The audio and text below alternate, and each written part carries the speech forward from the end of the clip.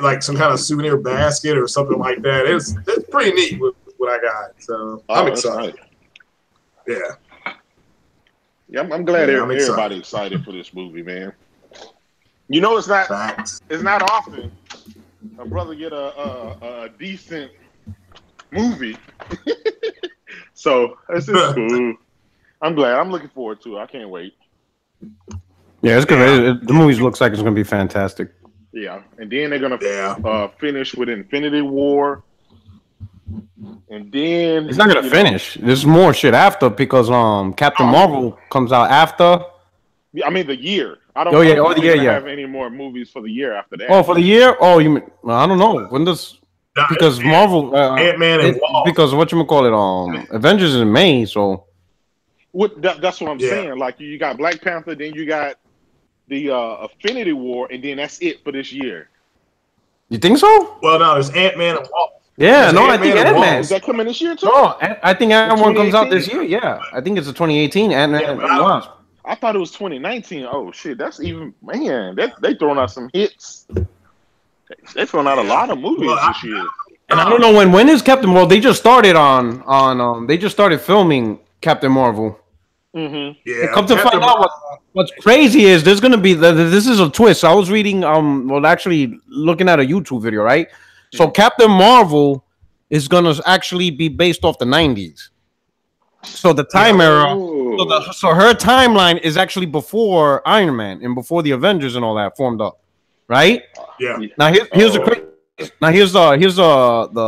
crazy part. So she's gonna be fighting. I think it's the what is it? The Scree or the Krulls? The one that shapeshifts. Yeah. Mm-hmm. Yeah. Which race shapeshifts? The Skrulls, right? So they shapeshift. Now here's the thing that could fuck up everything. Because if she's facing them in the 90s, then technically any of the Avengers we're seeing now, they could easily be a Skrull. And we don't know it. Yeah. That's bananas. Like any of them. Tony Stark could be a Skrull for all we know. That's true. Any of them. You know what I'm saying? Yeah, you know? Somebody's going to be a shapeshifter. No, for all you know, Captain America could be a Skrull, and that's why during Civil War he didn't want government oversight because it could fuck up their plans. For all you know, think about that.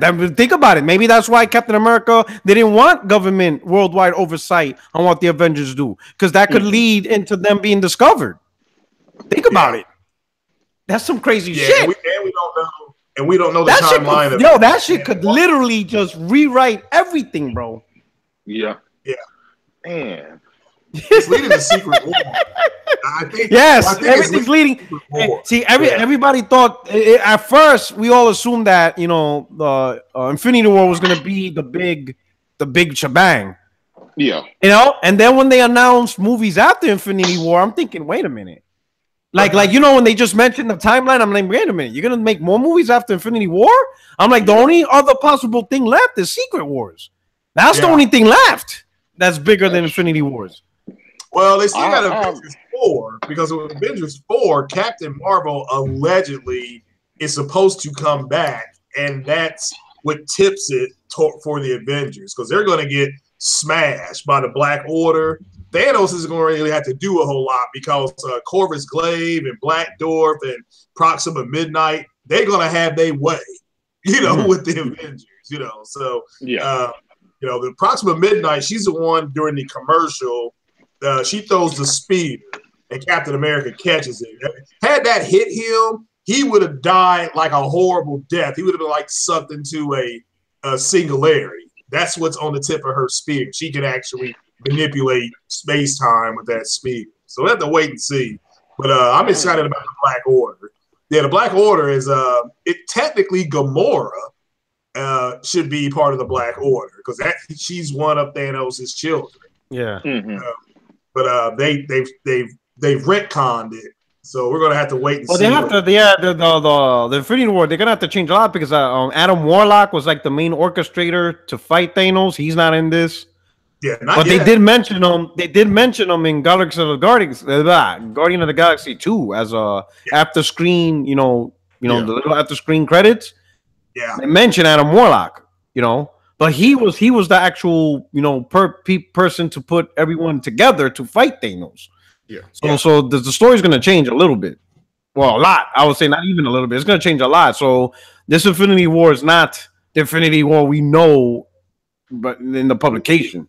Yeah, because we're looking at Infinity War trailer like it's the battle to end all battles. Yeah, it's not even close. Not with all this stuff. Not with, you know, man, it's going to be crazy. But do we know that at least 3 or 4 characters will die in the movie, from what I hear? Yeah, I've heard 3. I'm probably thinking the ones that won't have their own standalone movies. I'm thinking like if I were to put if I were to put money, not Hulk. I don't think him. I think maybe like Hawkeye. I think a big one. I think a big one that would hit is this girl. Fucking what's her name? Fuck. Scarlet Witch? No, not Scarlet Witch. Black Widow. Well, they're working on a Black Widow movie. Are they? Yeah, they're writing. They're writing it right now. Then she's not dying. And she's not dying. I didn't know they were doing a Black Widow movie. So then she's not dying. I think Vision. Definitely. Iron Man. No, Vision's definitely dying because he has the mind gem. Yeah. So that's automatic. He has to die. Corvus Glaive, that's the one on the preview who's ripping that out of his head. Yeah. He's got that glaive. That's what he's doing. Yeah, so he has to die because that's the only way Thanos is going to get the mind gem in possession. It's the only way. So he's dead. And possibly Loki. I think Loki may get wounded or something like that.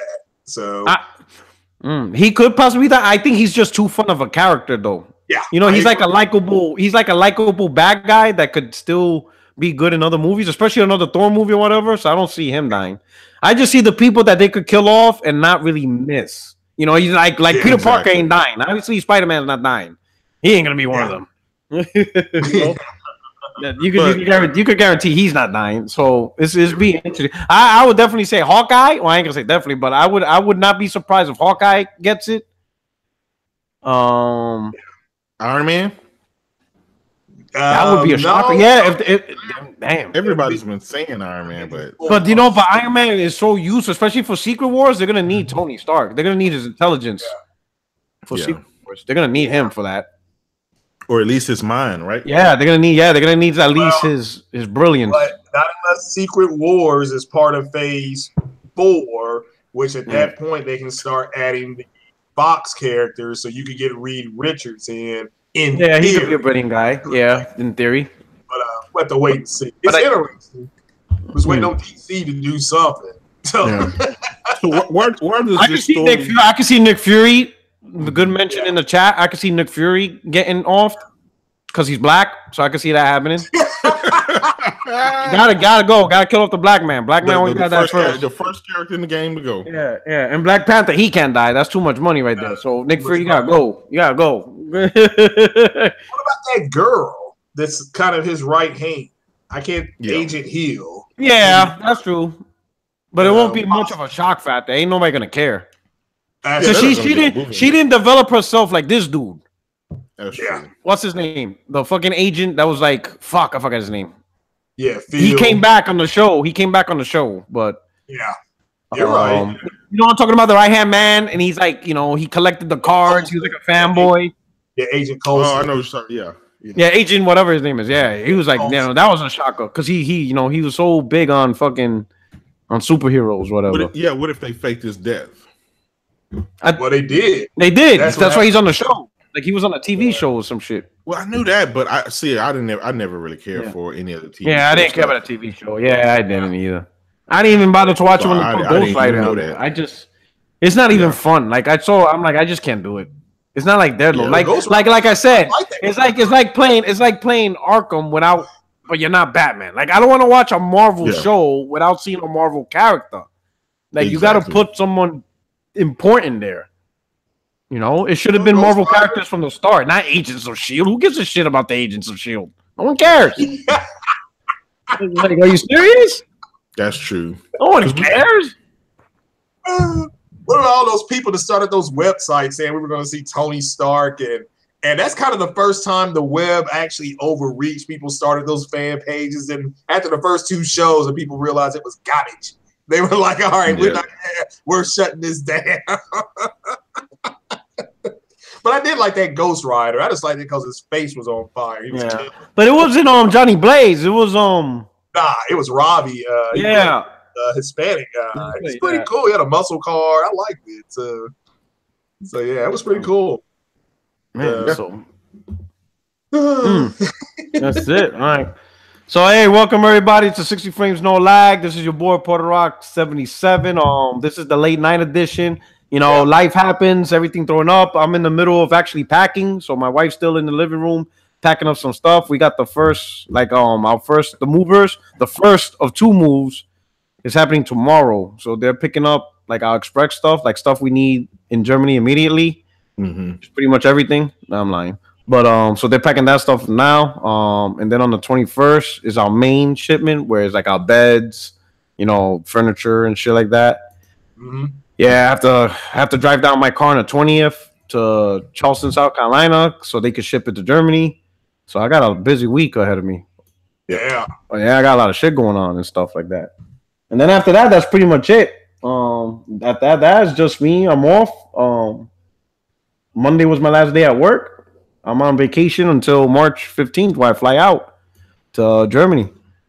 Man, shit, yeah. It's coming quick, right? It just seems like yesterday I made the announcement, and now here we are. It's around the corner. Man, the only thing we're gonna have to change the title of the show from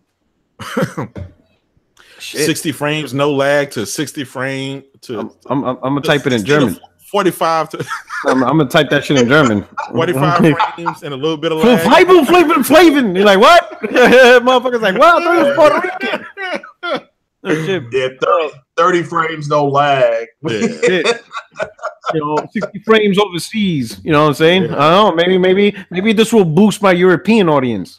Yeah, that is true. There's some cool people. Get some of that booty pie audience, right? Yeah, I'm gonna go after the European audience. You know, there's already a few European dudes that be watching us. It's pretty amazing. Yeah. Germany, England, Greenland. I always give them a big shout out. All the shout out to the Scandinavians. You know, shout out to Europe, man. I was watching that Winter Olympics, and some of those people from those countries came out. Man, those are some of the. I mean, I've never seen people that look like that before. Just blue eyes and blonde hair. My man Kratos looking at TV and he sees, they look like the PC Master Race. He out there looking like the PC Master Race. And you know when he said people, he means the girls. He ain't give a fuck about no dudes. He's looking at them. He's looking at the women. The women are something else. Girl, and all their flags look the same. They're all red, white, and blue, just in different things. He's like, look at all the snow bunnies. Yeah, beautiful people. I always say that at the beginning of my podcast. Beautiful people.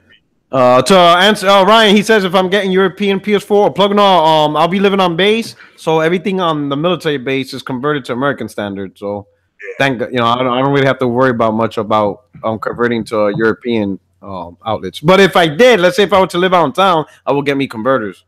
Yo, Rock, do a live stream in Amsterdam. That would be a good idea. I just tour different countries and dedicate one day to podcasting live from Amsterdam while my wife is smoking that, that creepy, that kush, right in the background. It's your boy, 60 Frames Mad High Podcast with your boy. Oh man. Be out there doing Oktoberfest edition. Yeah, that would be fun. My man says, "Why I look like Daddy Yankee?" Puerto Rock overseas in Europe for PlayStation is Gran Turismo. So you're gonna I ain't trying. Nah, screw that. I've had to gouge my eyeballs. Yeah. I gouge my eyeball like Thor and just look like Thor. Have you all, Kratos? Have you heard the soundtrack? Did you pick that up yet? The Kendrick Lamar soundtrack? My man said Amsterdam has great mushrooms. Don't tell my wife that shit. I got it on Apple Music. Fire. Yeah, that shit is straight fire. Yeah, I like it. Right there. I like it. Yeah, they got some bangers on that. So. Oh yeah, man, I can't wait for tomorrow. Yeah, hell, you got me. I may go tomorrow. There's a 10 o'clock showing, but I'm trying to hold off. I got 4 showing, so. But yeah, like I said, I got me a cool souvenir cup. I'm gonna have to show everybody tomorrow or Friday or something like that. That the new chalice you got? Yeah, I made drink out of that. Yeah, the King's Cup. Yeah, so yeah, I got plenty of rhinestones and diamonds. Yeah, I love my other chalice though, the tanker. 64 ounces of pleasure going to be in that thing. I go see this movie. So. Oh yeah, yeah. That holy water in there, that Kentucky holy water in there. Oh yeah, mountain spring water is what we call it. Oh man, let me see if Luca wants to join. I see her in the chat. Oh, Luca, you want to get in here, girl? You know what I'm saying? Yeah, so we about to kick it. Hey, it's 81 watching. You know, we cutting it off. Sorry for the late night edition. So anyway, we're gonna kick this off. Also, obviously, we're gonna do our intros. We're gonna start off with, Type Flight Security of the World. What's going on, Craig Harris? How's everything? How's been your week, your day? I have been real busy. Had a nice Valentine's Day. Like I said, I got a VIP ticket to the movie that I'm really excited for. And so we Big Will now. We Big Willie style. We doing it Big Willie style? Yeah, I can't believe it. Like I said, I got a VIP cup and some free goodies when I go up there and a poster. So I'm excited. She knew I was, she'd been hearing me talking about this for like a year, so she kind of knew. But yeah, nice day. Been playing. I got my hands on Shadow of the Colossus. I got that for Valentine's Day. Oh man! And some other goodies to unwrap later. But so hopefully we'll be able to play that over the weekend and stream a little bit of it if I'm in between showings of the movies. So. So yeah, that's what I've been doing. Playing, I'm gonna play that and maybe throw in. I started playing NBA 2, the new NBA game. Which one? Live or 2K? The 2K one. I didn't like it, so I was missing layups. I haven't played. Yeah, I haven't played a basketball game. I say like in 3 years or something like that. I suck. I think 2K. I think 2K16 was my last one. Yeah, I think that's a lot. And then I just lost interest. Those sports games, man, you have to treat them like Madden. You have to get every other iteration. Yeah. Like I bought this year's Madden, because it was like $16, and then I had the 10% discount, so I got it for like 14 or whatever, right? Yeah. So I played it, and like I played it online, but I got bored of it fast. The one thing I did enjoy was the story mode, the long shot. Yeah, that was pretty cool. I enjoyed that. I did enjoy that part, so I beat that. I actually did the long shot mode. And then I went back to playing online, but I just don't have the drive to whoop a motherfucker's ass in Madden no more. Like I lost it. I used to talk so much shit. Now I don't care. Like it doesn't. I don't have that. Because you done did it. You done did it so much, right? You done did it. Man, I used to talk so shit in Madden. Now I don't care. Like somebody be like, "Y'all bust your ass in Madden." I'm like, yeah, you probably would. Like I really don't care. Like I don't have that drive for Madden as much. Yep. I don't know what it is. I lost it. All right. So, of course, we got the god of cardboard, my man, Kratos, the most toxic gamer ever in the history of games. Like, if you think of toxicity, you see this face. There you go. Big beard in the white powdery skin. The god of toxic. What's going on, brother? Same old. Hey, everybody. It's your boy J-Dub, a.k.a. Kratos. The most toxic gamer of PlayStation and all things gaming, man. I've been obviously on that Shadow of Colossus, still trying to hang in there with the Monster Hunter, and I just got that Owl Boy for the Switch, so I'm trying to tag team those. Oh, so you got a good nice little summer. Yeah, I think I might pick up. I might go to Best Buy to pick up Shadow of Colossus, depending how early the movies come in tomorrow, but shortly after, or definitely Friday. I'm gonna just go pick it up because I keep seeing the streams and the nostalgic is kicking in. You know what I'm saying? And it looks like a really good remake on that one, which we'll talk about more. But let's step into the topics. We'll kick off. So Xbox One total sales reveal 35 million. What do you gentlemen think about that? 35 when you see a console that was launched in November 2013, right? And right now we're in February of 2018. And it's at 35 million worldwide. and which include obviously Xbox One XLs. Yeah. So what do we think about that? I think obviously I think that's bad, man. Here's the thing about it, right? I think Microsoft, they stopped counting. They stopped giving us consoles sold after 14.7 million. Hey, what up? What up? Yo. What's Hey, going what on? up, fam? How's it going? That's it. What's up, girl? How you doing, bruh? Chilling. What's going on? Not much, man. Just chilling a little bit. Gonna be doing something in a little bit, but you know, when my bro asked me to stop by, I'm always gonna stop by. That's it, no doubt. You know what I'm saying? The fridge is always open for you. Oh yeah, for sure. You know what I'm saying? You know, the wings are cooking. That's it. Serve yourself. How's it going, bro? So chilling right now. We just right now. Kratos was giving us a little bit of his thoughts on Xbox selling 35 million. Oh, okay. So go ahead, Kratos. I think when you look at it, Microsoft stopped reporting at 14.7 million. And I believe, so don't hold me to that, but I believe that was the last time that they started giving numbers. And after that, you know, everyone starts saying, oh yeah, they don't have to give numbers, they don't have to do this. But then the fanboys started guesstimating, you know, they started hyping up the numbers. Well, they were probably at 22, then they're probably at 33. And I heard guys saying that they were at 50.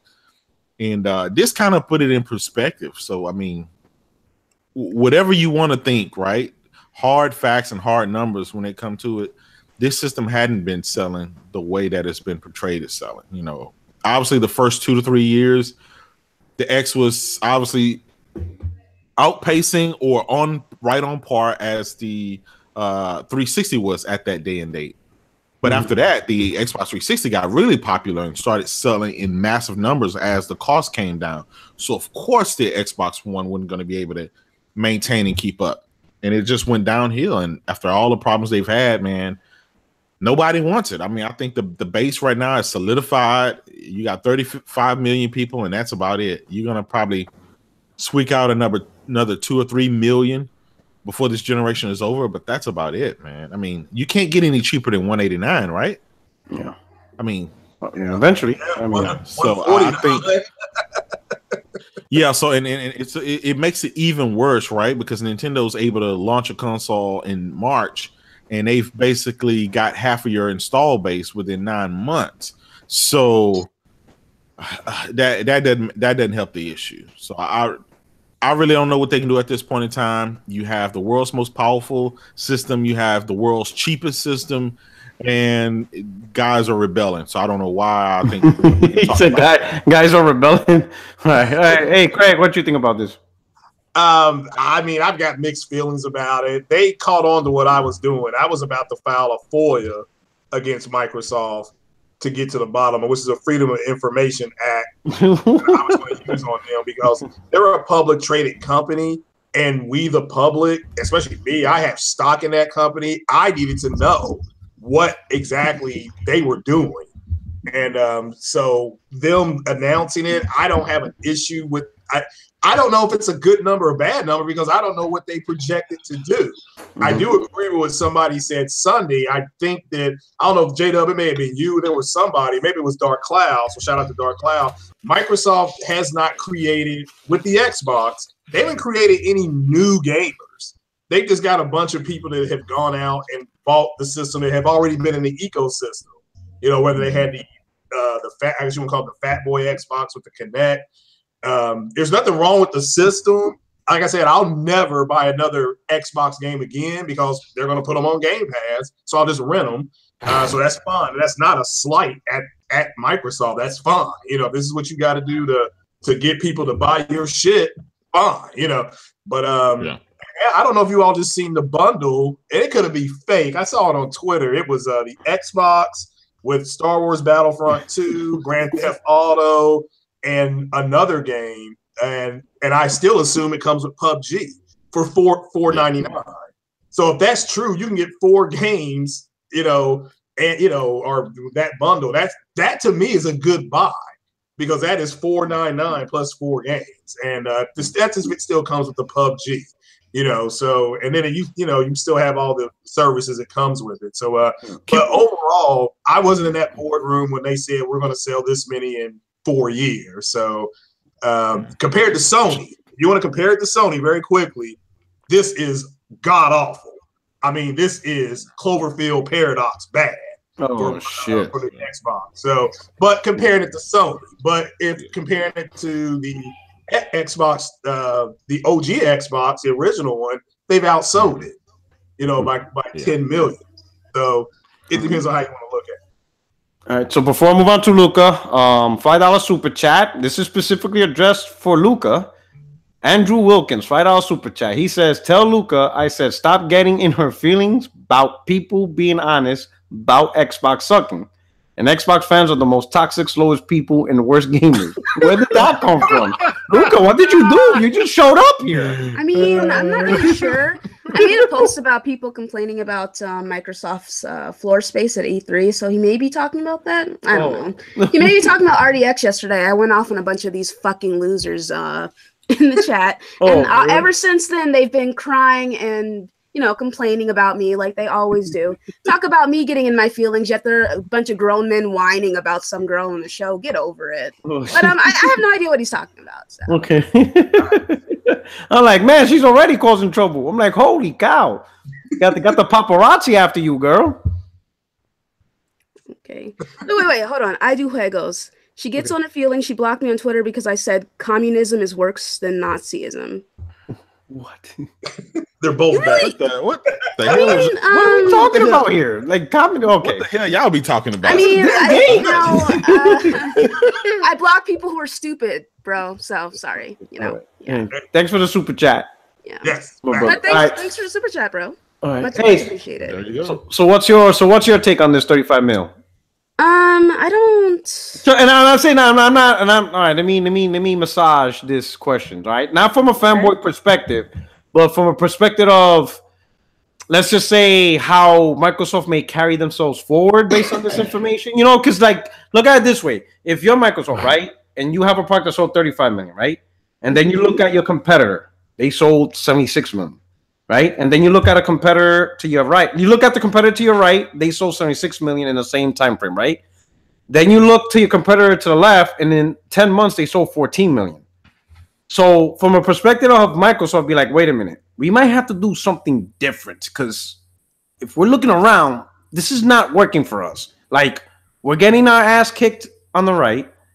The people on our left are already behind our coattails, and they haven't even been out a year. So not from a fanboy perspective, but from, let's say, the way you think the brand that you enjoy might go.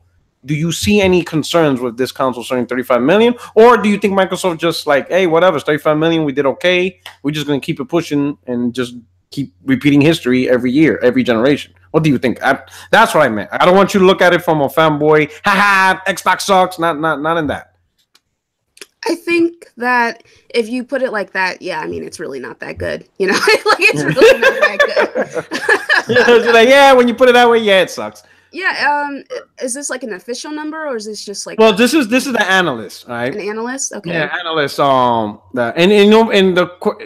If you look at analysts every year, they've been lowballing Xbox numbers every year. So it's like at no point has an analyst says, "Oh, Xbox could be at 40 million." It's always been like 20, low 20s. Yeah, 30s and stuff like that. So at no point has an analyst come out, Xbox could potentially have sold 40 million by now. Like none of them say that.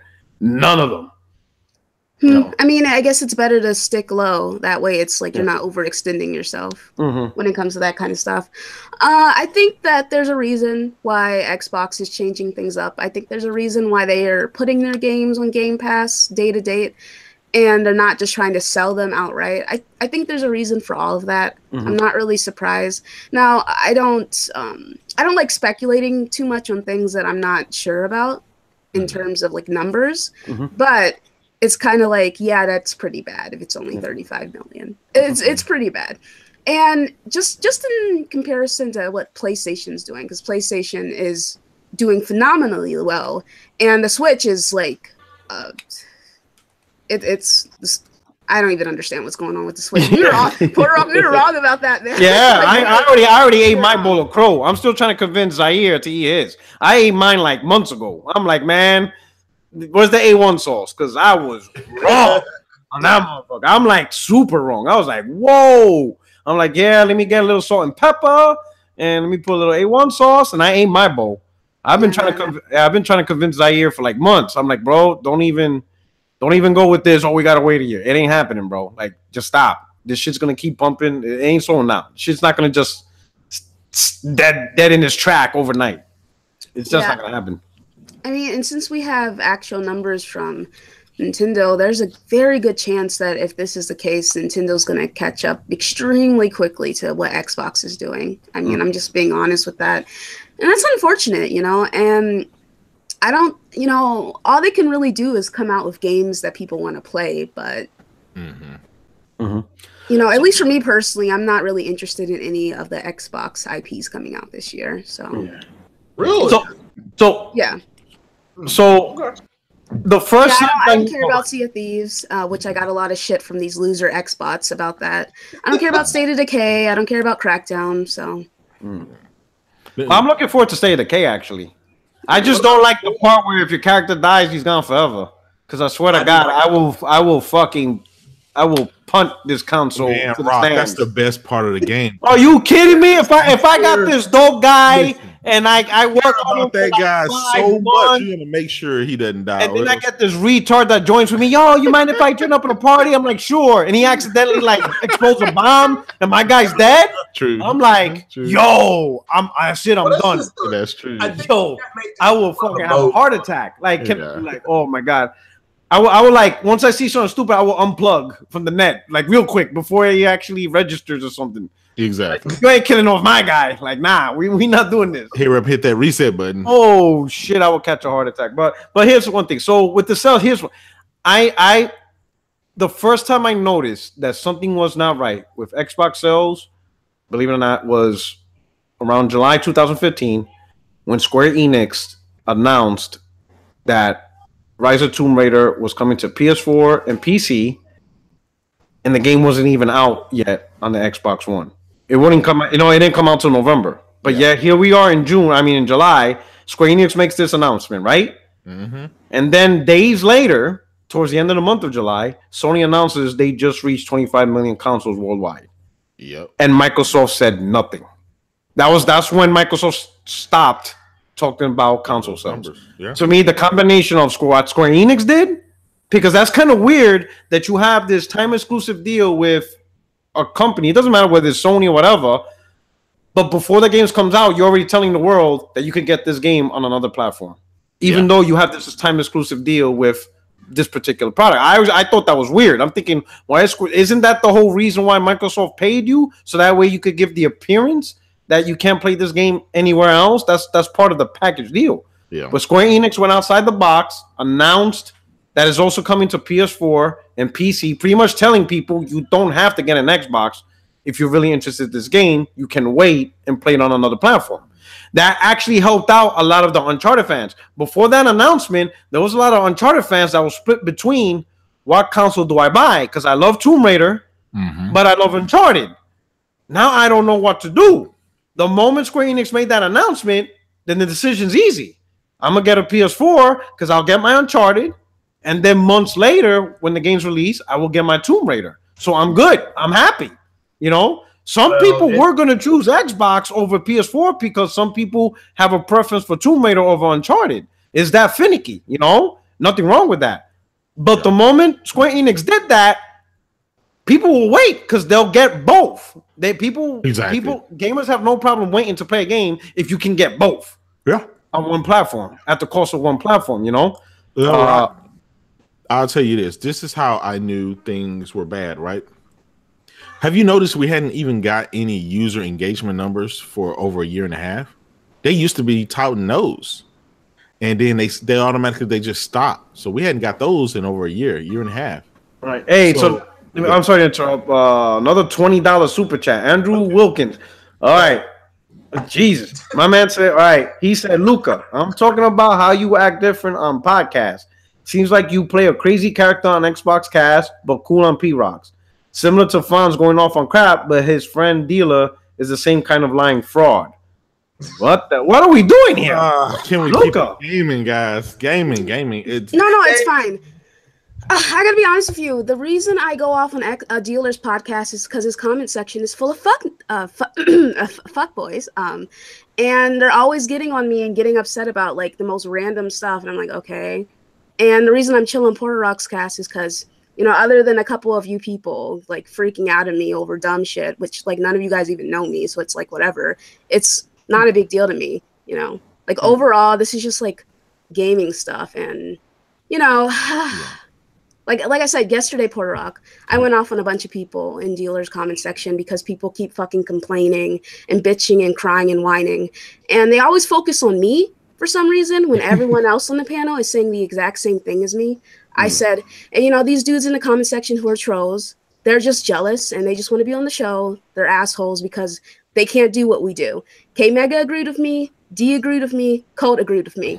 Oh, Luca, I can't believe you said all that shit, Luca. Fuck you, Luca. What? Dealer, kick her off, Luca. I'm like, so you guys are just going to ignore the fact that everyone agreed with me? Oh, okay.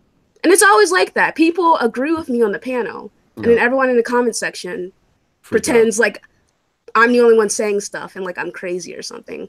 So, you know, and also I'm hardly ever on Porter Rock's show. But if you guys want to start shit with me in the comment section, I can go crazy and go off. I don't have any issue doing that anywhere because I will stick up for myself because I'm typically the only person who sticks up for myself, and I will call people out on their bullshit because at the end of the day, it's you guys are not like, you know, most of you guys are cool, you're chill, it's fine, but you trolls, and I'm emphasizing you trolls who hate on people for no reason and target me specifically because 1, I'm young, 2, I'm a woman, 3, I'm black, 4, it's like Luca doesn't know anything, Luca's full of shit, blah, blah, blah, blah. Yeah, at the end of the day, you say all this stuff, I'm still on these shows. People still invite me on their shows. People ask me pretty much every week, Luca, do you want to come on, talk to us, talk to the chat, talk to the panel, give your opinions on this stuff. People care about my opinion. And sucks that you don't want to hear it or whatever, but it's kind of like not my problem if you don't like me overall. But like I said, if you want to start shit with me in the comment section, I can go off and I can go crazy on any show. It doesn't matter whose podcast I'm on. If you're going to disrespect me, I can show you how much of a fucking bitch I am. And you guys can whine and go, oh, Luca's in her feelings. Luca's such a girl. When it's mostly the trolls who are bitching and crying and being like, why is she there? I hate her so much. Instead of just getting over it. Like, no one cares about how you feel. Let it go. It's not that big of a deal, guys. It's gaming. All right. No one cares if you hate me. No one cares if you hate anyone on these fucking podcasts because they're gaming podcasts. Okay. My girl. All right, so let's I don't want this I appreciate the super chat, but everybody, you know, let's try to keep this on gaming. Yeah, let's keep it gaming. You know, this is one of the few podcasts I try to, you know, like everybody should know I believe in First Amendment rights. As long as it's not derogatory, racist, or some shit like that. I don't care if you're an Xbox dude, PlayStation dude. You know what I'm saying? I don't try to create a hive or, you know, a vacuum type environment where everybody agrees with everybody. You know, I prefer different opinions. I prefer different perspectives from. I mean, I had a dude from South Africa here one time. You know what I'm saying? I want this podcast. I always wanted this podcast to be different in terms of just everybody speak their mind and not worry about trying to cater to a certain group to build a fan base or a user base of just like-minded individuals. I didn't want that. I wanted the complete opposite.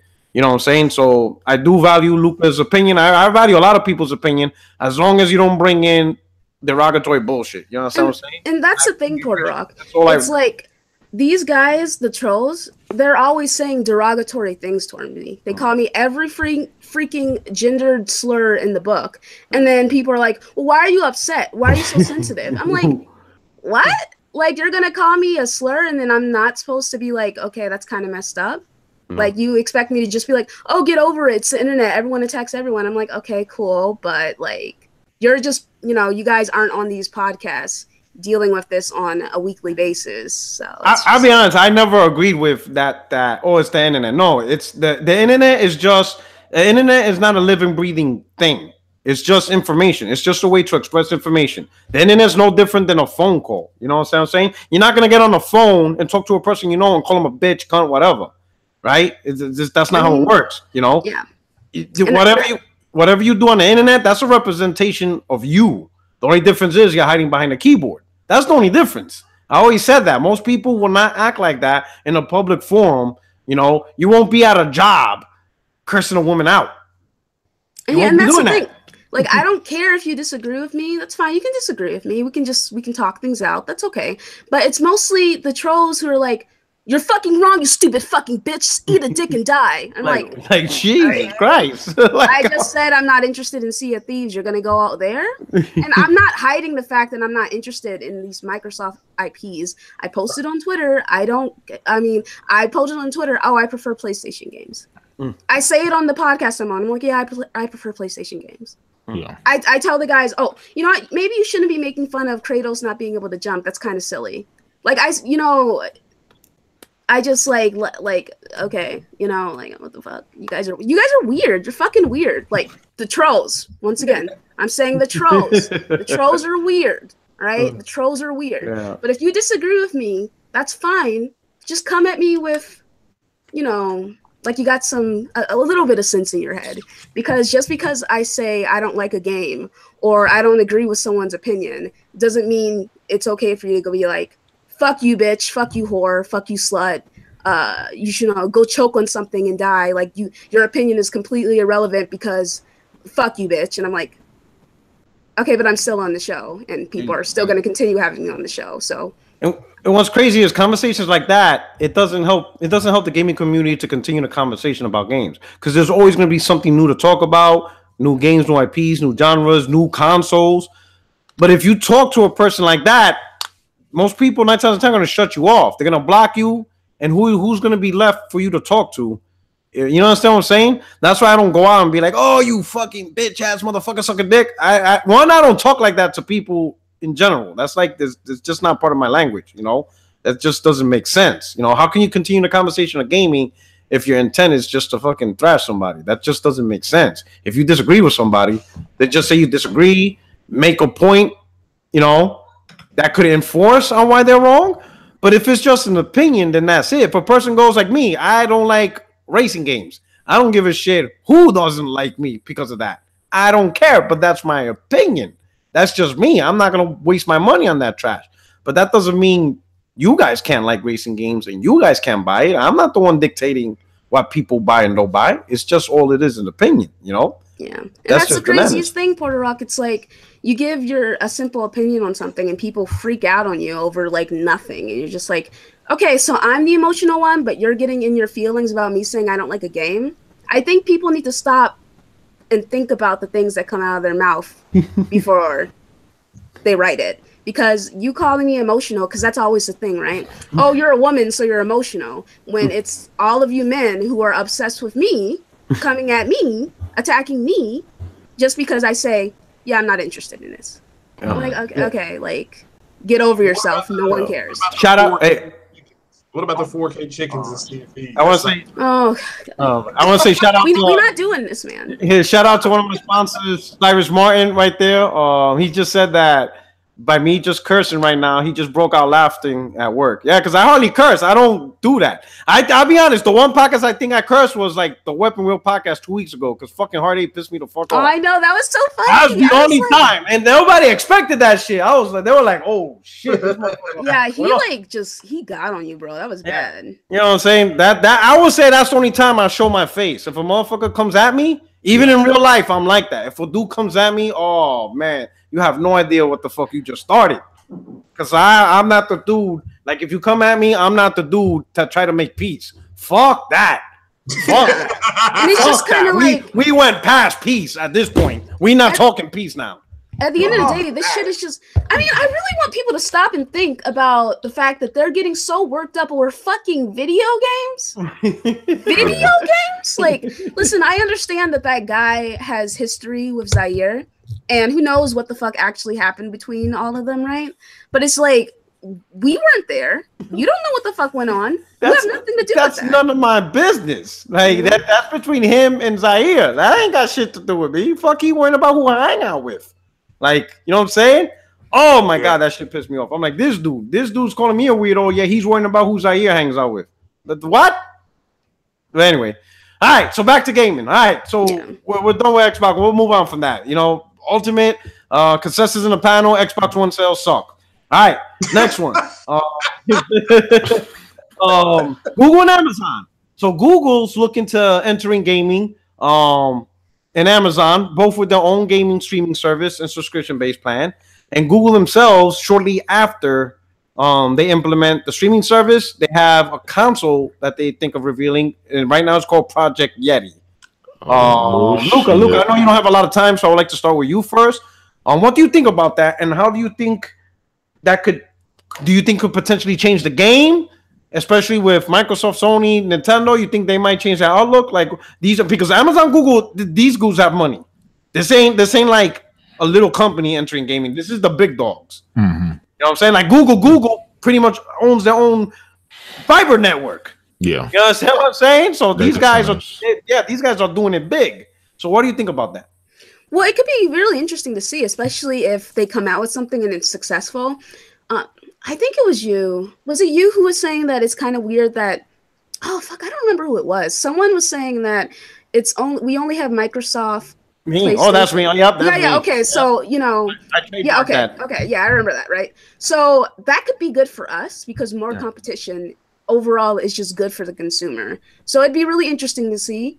But it's kind of like it's only been for the longest time PlayStation, Xbox, and Nintendo because all the other systems dropped off, right? It's only been them for a very long time. So it's interesting to see if someone else can penetrate the market and actually be successful at it. Mm-hmm. I'm interested if they can show off power and show off games. I'm interested. Let's see what they can do. Okay. How about you, Kratos? I'll tell you this, man. When you have a company that's basically worth close to $1 trillion and they want to get into gaming, they're willing to throw the money that Microsoft is not willing to throw at it. And so you have to worry about that. Because these guys they have enough money, they could go and buy Sega, they could go and buy a lot of these companies and IPs that Microsoft just hasn't been willing to do thus far. So I think they could be a big powerhouse, man. They have the money to do it. Even if they partner, let's say they partner with Sega, you got to look at that for what it is. And then so, you know, right now the way Microsoft is doing, you know, hopefully they can reshape themselves and get back in the game. But when you start getting competition come in, right now the game just got shook up. Now it's harder. You know, it's harder. And right now Nintendo is they're coming with a vengeance, and obviously Sony are the top dogs right now. But it's going to be interesting, man. They have the money, they have the technology, they have the know-how. They just need to partner with, you know, a bunch of Japanese developers, bring those relationships there, and they can be in the game. I mean, the more the merrier, right? Yeah. Craig, how about you? Yeah, real fast. I'm not for sure about Google. Amazon, I'm confident in saying I don't think they will do anything. They're looking to get into the pharmaceutical game. And pretty much as far as being a place where you just go to them directly and have things shipped, as far as that. So they're looking to do that. Google, I agree with Kratos in the sense that if they're going to do it, they will do it to put somebody else out of business. They're not going to do it to expand. They're going to do it to put somebody's got to go. And they do have the money on hand to do their own chipset and come with it. I mean, they could, I don't know. The thing is the studios. Are they going to spend the time to build the console, get the console on market, you know, with their own chipset, then invest in maybe 6 to 10 studios, then wait another 30 months for those studios to produce content? That's the big ask. So that's maybe what those guys are looking at. But those guys, they don't do anything half-assed. They came into the market, and even Bill Gates said that Google kicked their ass for the last 3 years. I mean, he has publicly said that. So if those guys are going to do it, they're going to do it big, and somebody's going to go. It's not going to be 4 consoles on market if they get into it. So somebody's gone. That's the way it is. So back to Luca, all right? And we'll go down the line again. So here's my question. What would Google have to do to make you interested in getting that console and maybe potentially that console being your main platform for gaming? all right, they need to show me that they can get third-party support. And they also need to show me that they can come out with good games. Like games that would interest me as a gamer. I like story-driven, single-player games, RPGs. That's what I like. So if they could come with a few of those, I'd definitely be interested. I want 60 frames as well. So, you know, that'd be really nice as well, or at least an option to have it like 1080 60. That, like, if they could give me something like that, I would be interested in it. And it also would have to be at a decent price. Okay. All right, Kratos? Well, price wise, I think they can swing it. They have enough money. They can take a loss out of it. Obviously, they're gonna make up their money on the software. If they bring the games, I'll game on anything, man. I don't care what it is. I'll game on anything. If they bring the games, right, and if they bring the compelling games that, here's the thing. This is the big question mark. Are they going to try to go towards the high end, or are they going to try to go towards the low end, or maybe somewhere in the middle? It depends on where they land. If they're trying to go for the high end, right, now you got to dethrone the king. Now you got to, now you're going to have to come up with some IPs like The Last of Us and God of War and all these other big blockbusters. How are you going to do that without, I don't think those are games that you can just buy. It's going to take years and time to develop some studios that can create that. Ask Microsoft. They can throw money at all of these studios. Nothing's going to shape up like that. But these guys got deep pockets. Maybe they can start procuring some of these developers. Maybe game studios like Bluepoint that can pull up some of these games that people are interested in. I think in the beginning they're going to start at the low end and work their way up. But we'll see, man. We'll see. Okay, Craig, what about you? Well, again, I just think if it's Google, I agree. I just, based on what those guys have done, they do not. That's a company. I don't know if you all remember the augmented glasses that they came out with, or was Google Glass or something like that. They spent billions on that. When it didn't work, they just came out and said, "Oh, yeah, it didn't work," and they spent probably billions on that on R&D. They just kind of that's the kind of money they got, I agree with Luca. I mean, what studios? What are they going to do? Are they going to go in and bring out brand new content? Are they going to buy a bunch of third party? Link up with people, or just go out on their own?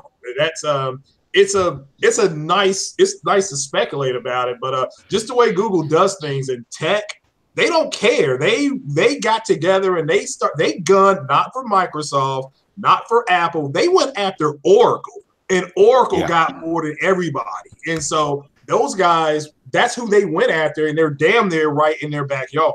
So again, if they come out with a console, somebody's gone. That's just the way those guys operate. They're going to cut somebody out.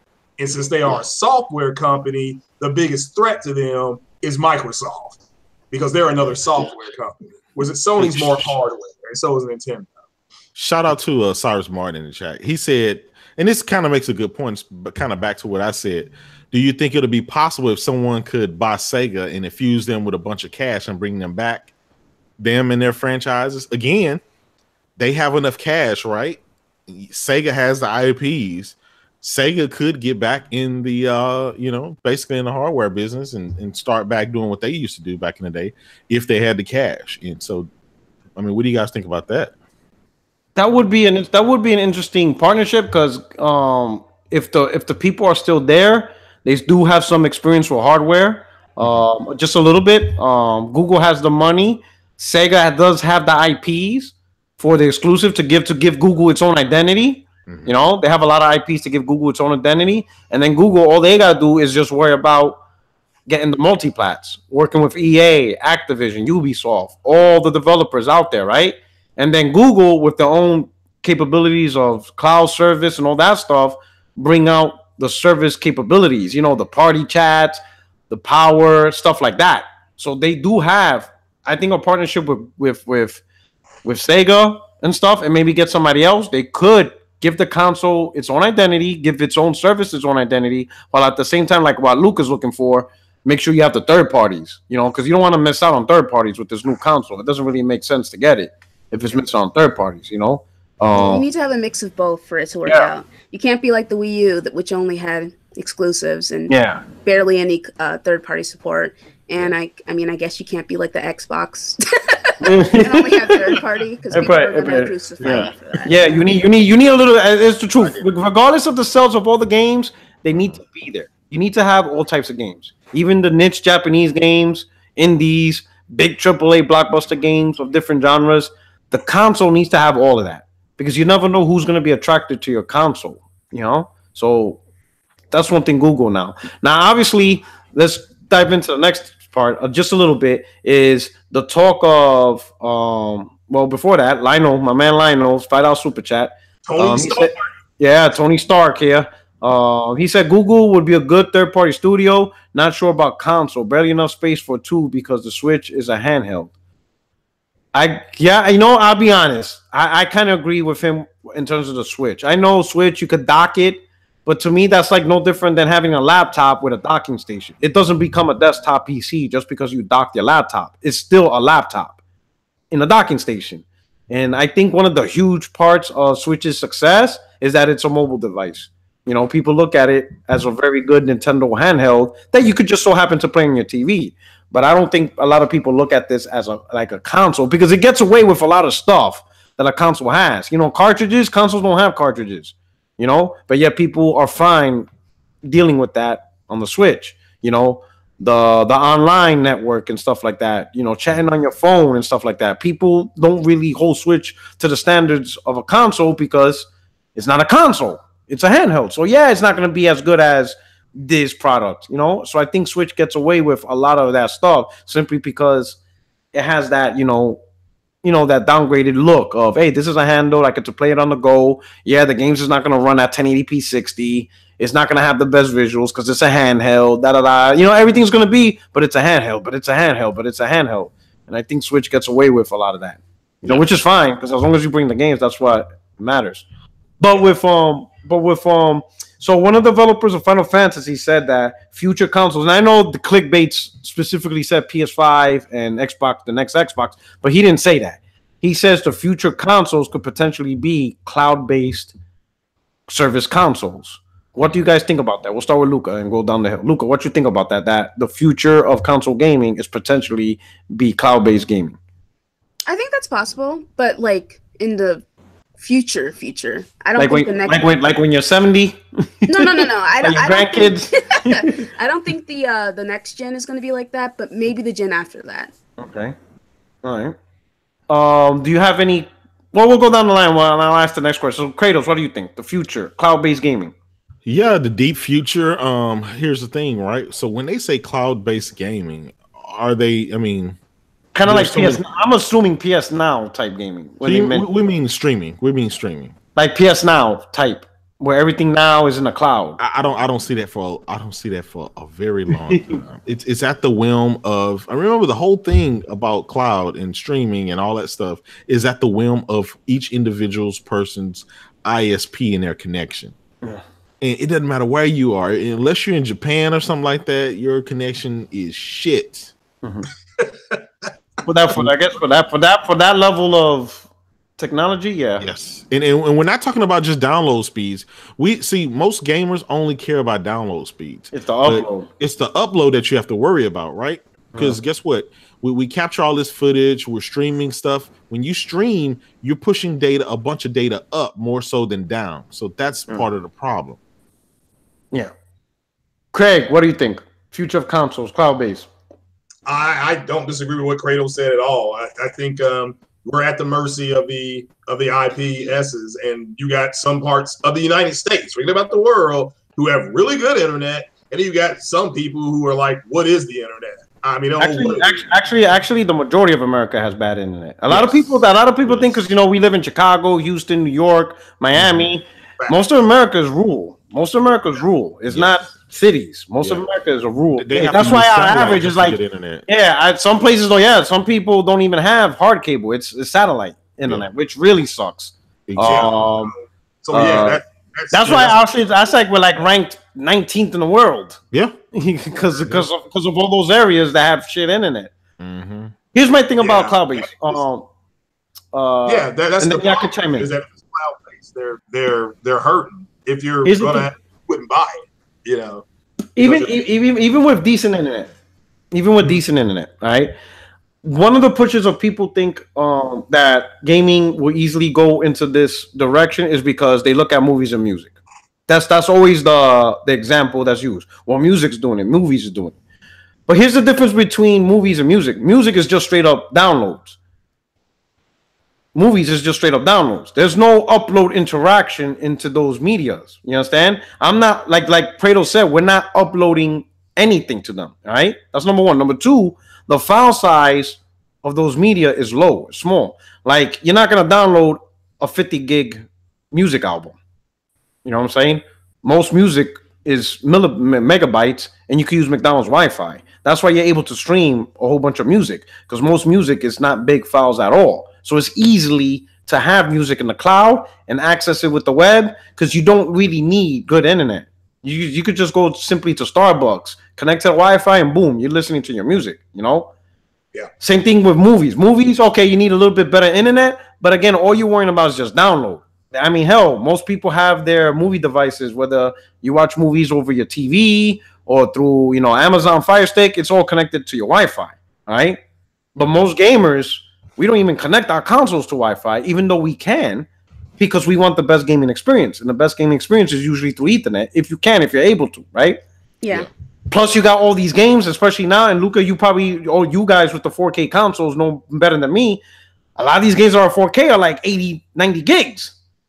You're not playing with megabyte files no more. You know what I'm saying? You're talking about gigs, you know? And then when you're playing a game, you want the best low latency as possible. Yes. You know, you don't want to deal with lag or the added latency in a shooter or like in Destiny, or even when you play Bloodborne. Luca, imagine you're playing Bloodborne, someone invades your world and they kick your ass because you got this high latency.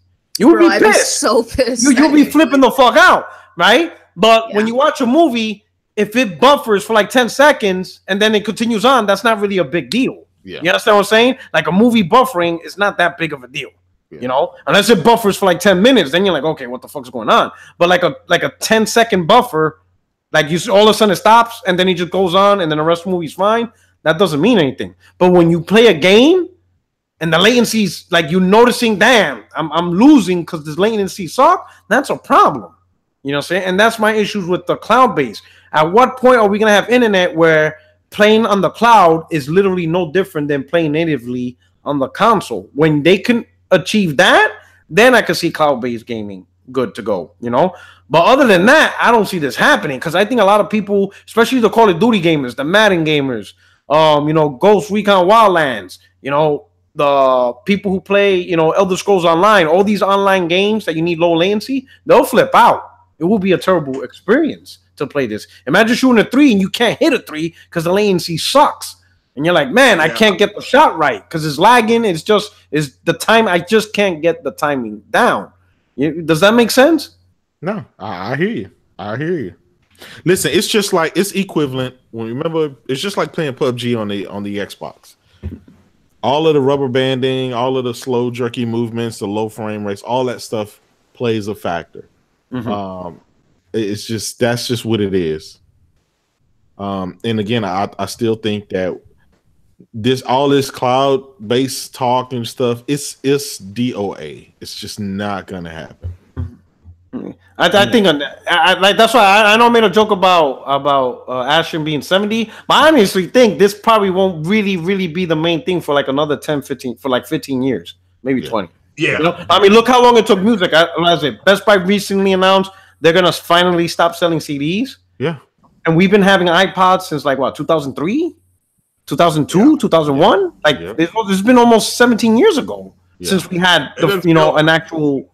It was like 17 years ago we had a multimedia device or MP3 players, you know, and now we're gonna stop selling CDs. And again, you can listen to music at McDonald's, on a shitty phone with a 3G network. And now we're gonna stop listening to physical media. Imagine, you know, gaming that's like 100 gigs, and it's only gonna get bigger once next gen comes and the consoles fully embrace 4K gaming. Exactly. And it's gonna be huge. It's gonna be like 150 gigs for fucking one game. And Rock, think about this, right? We're crying and whining about 4K gaming now. Imagine trying to stream play a game at 4K. We would have to go back to standard definition, 540p, 480p, just to get some decent, some decent gameplay out of it. Oh man, I mean, even now, people like a lot of people can't stream 4K movies. That's what I'm saying. Without buffering, just movies. Yeah, to stream in 4K. And people not. I mean, let's not even focus. Like my connection, I'm with Comcast. I have a data cap. Oh, so after so much data, I have to pony up another $80. And that's another $80. That's non-starter for me. Brilliant point, because a lot of people have data caps, right? Yep. To completely put gaming with these huge gigabyte files in the cloud, you're actually limiting your audience. You actually put audience in a box where they can't spend that much time gaming. They can't buy that much content gaming because they're limited by the service that they have. They're not going to spend an extra $100 a month just to play games. So they're actually gonna meter what they do in terms of gaming if this is the only thing they have available to them. So technically, the gaming industry could be earning less money if people are metering the games they purchase or the games they play and stuff like that, or the amount of time they access these games, because they're being metered. They can't pay the extra added cost of past their data cap. So the industry could technically hurt themselves by fully embracing this move. What do you think about that? Yeah, it's a good point about data caps. I forgot all about that. All right. So we'll move on to the next topic. Okay. So this is a good one. So I just read this right before, creating the Google Hangout. But apparently, someone put on Twitter that if you on the Sony network on PSN, if you have a game that you mark as featured content, Sony will automatically download the game even though you did not purchase it. Like, for example, you'll download it, right? And then all of a sudden you see this game fully installed on your hard drive, and it's locked though, and Sony's asking you, do you want to buy it now? How does that make you feel if Sony starts doing that to your console, where you wake up one day, you turn on the console, and then all of a sudden Detroit's downloaded. It's locked, you can't play it, and then Sony says, hey, buy it now and play it right now. Well, tell you what. Okay, so my man's about the damage control. Yeah, let me put my damage control hat on. Okay, so if they can provide me a system that has 10 terabytes or something like that, where I'm not gonna miss the space, I'm fine. But giving you 1 terabyte and 2 terabyte, hell no. Like Luca, I want to hear Luca. So you wake up, right? You wake up, you turn on your PlayStation. Okay, I have a question. Is this like a game that like you showed interest in? No, it could be like a feature game. I'll give you an example. You wake up one day, right? You wake up, right? You turn on your PlayStation, right? You're about to play Persona 5. Then all of a sudden, you have I don't know. Let me think of a name. Let me think of a game. Let me think of a Life of Black Tiger fully installed on your console, and it's locked, and it says play this right now. Bro, I'm plugging my PlayStation and checking it out the window. Like, we ain't doing this in here, man. What the fuck? Like, okay, yeah, I'm with Kratos with the amount of space that they don't give us. No, don't start doing that. What the hell? Yeah. It's kind of like they're pushing games on you. Mm-hmm. And it's like, yeah, buy it. Like, the concept could be cool if it's like a game that you're interested in. And you're like, okay, maybe mark it as a maybe. But if they're just doing this with a bunch of random games that are like, popular, I absolutely don't want random games showing up on my fucking system, and then I have to uninstall it and wait for that. Oh my god! So bro, the Twitter account said that so far the game that was installed on his account was Shadow of COlossus, and it was a featured game on his console. And then all of a sudden, when he turned it on, the game was fully installed, but it had the lock symbol. And when he hovered over it, it says "Purchase now" to play. And he's like, "What the fuck? Like, how did this even? Like, why was this even installed in the first place?" And I think that's my main issue. I personally don't like that because, like you guys said, I'll be honest, I can have 50 terabytes. That's my terabyte. I pay for this. You can't dictate, other than a game I purchase and you provide updates. Don't be installing shit that I'm not interested. Maybe if there was a feature like, are you interested in games? And you like purposely select games that you're interested in. Okay, I could maybe see that. Like, oh, I'm interested in Detroit. I'm interested in Spider-Man. Then when the game is available to download, like for pre-order, it automatically does it. I'll put it this way. Like, for example, I would love to I don't know if Spider-Man's available for pre-order. But let's say if it was, right?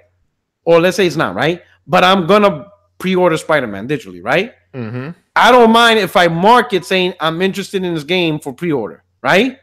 Yeah. And then one day when Sony flips the button and says, hey, this game's available for pre-order, it automatically downloads it, the full game, right?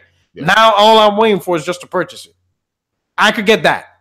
I could maybe understand that. You know, that way I'm not constantly looking at PSN to see, okay, is this game available for pre-order? Is this game available for pre-order? When is it going to be available for pre-order? You know, I click it, I put a check mark, I hit a heart, whatever. So that way Sony knows I'm interested in this game. As soon as it's available for pre-order, you know, as soon as it's available for download, download it. I'm going to buy it, Sony. You know, so that way it's less time I have to spend downloading the game. I get that. But just because it's a feature game, you're going to install, you know, Gran Turismo Sport 2? Oh, hell nah. Oh, hell nah. If I wake up and I see GT Sport download on my console, I'm talking to Yoshida. We ain't doing this. And then that game is probably like 80 gigs. We ain't doing this. Not like, today, nah. man. No, we're not doing this. So, Craig, what do you think about that? Yeah, real quick, I don't like it. And, that's about all I got to say about that. Yeah. Stay away from my, you know. If it's not a clickbait article, and that's true, I don't like that at all. No way. Get the F out of here. That's almost like them. I don't like it. It feels like they're violating, like you said, that's my terabyte. Yeah. I bought the console. I did you the favor. I'm enjoying the content on the console. Don't be putting stuff on there. I don't even know what it is. And, here's the thing, right?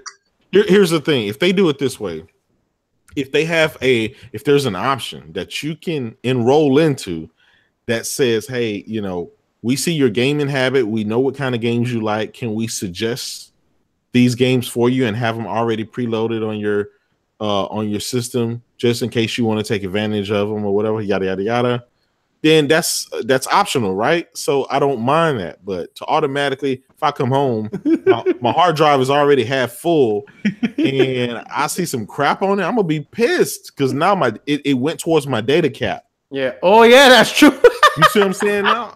Look, when I got the X, and I had to, you know, obviously install my games back on the system. And, oh, man, all of these updates, these games need, you know, these patches, these high-res 20 to 50 gig patches, that tore me up. So within 2 days, I ran over my limit within 2 days just for the X. Yeah. Imagine you have like 100, like an 80 gig cap month, and Sony downloads 100 gigs of Call of Duty. Yeah. What are you doing? Exactly. Like, what? Yep. You come home and see that bill. Let me give a little shout out for Lionel. Thank you for the super chat, brother. Going back to cloud-based, he says cloud-based gaming can be possible with sucky internet. Maybe using something like an advanced compressing system, compression 1 gigabyte to maybe 100 megabytes. In the future, anything can be possible. There could potentially be compression techniques, but how do you compress gameplay? Like physics and, you know, hit detection, character movement, because all that comes into play. You know, the character moving around. That like people don't realize when you move around your character, that's uploaded information you're uploading to the servers. When you press the trigger, that's upload information that has to instantly be registered. You know, and now. See, most of the work is being rendered in your console, so a lot of stuff is not, you know, fully being uploaded. But imagine the game that's on the cloud. That means the download and upload is just constant, and you're talking about the whole entire game. Like nothing's being rendered on your console. Yeah. So that's the challenge. That's why PS Now, the latency is so horrible or like really bad, because you're literally rendering the whole game on the internet. Nothing's being ran natively on your console to do, you know, that way it's only like the hit detections and stuff like that that's being, you know, whatever. Yeah. But anyway, so that's I found that interesting with the Sony automatically installing stuff. I'm like, I'm not down with that. Like, stay away Stay away. I swear to God, if I see Gran Turismo, I know they're gonna do that. I know. I could feel. I could feel Kratos hacked your system. Oh, Yoshida's gonna do that shit himself personally. He's like, no, I got this. Motor Rock 77, Gran Turismo, with every patch, every car, everything. Oh my God! And he'll probably lock it out to where I can't even delete it. I'm like, nah. Exactly. Let me hit options and wait a minute. Delete's not even. It's not even there. Yep. Like, oh, Yoshida. Nah, we're not doing that. Then you're gonna put the theme on your console. Yeah, theme and everything. Oh man. All right, next topic. Hey, THQ recently bought out a crap ton of developers. The Metro Studio developers was one of them. They acquired like 14 IPs. Mm-hmm. What do you guys think about that? We'll start with Luca. All right, ladies first. Luca, THQ. I'm gonna put a little bit of fanboy flavor in this. All right, I'm gonna spike this up. All right, you ready for this, girl? Mm-hmm. THQ does what Microsoft don't. All right. You know what I'm saying? Like, we never heard of that, but on a serious note, this came out of nowhere. Like, THQ announced we bought studios. These IPs belong to us. They didn't say what they were going to do. They just did it. And now these IPs are theirs. Embarrassing. Right? I mean, jokes aside, I don't know what Xbox is doing in terms of not buying these studios. Like, there's several studios that have come out and say, hey, we're up for sale. Obsidian. Obsidian, especially. Obsidian, they do great work. I don't know why no one has really scooped them up Capcom. yet. Alpha Protocol. Like, for real, though. They did a great job in Fallout New Vegas. Yes. They do good work. And Microsoft really needs the studio that does RPGs.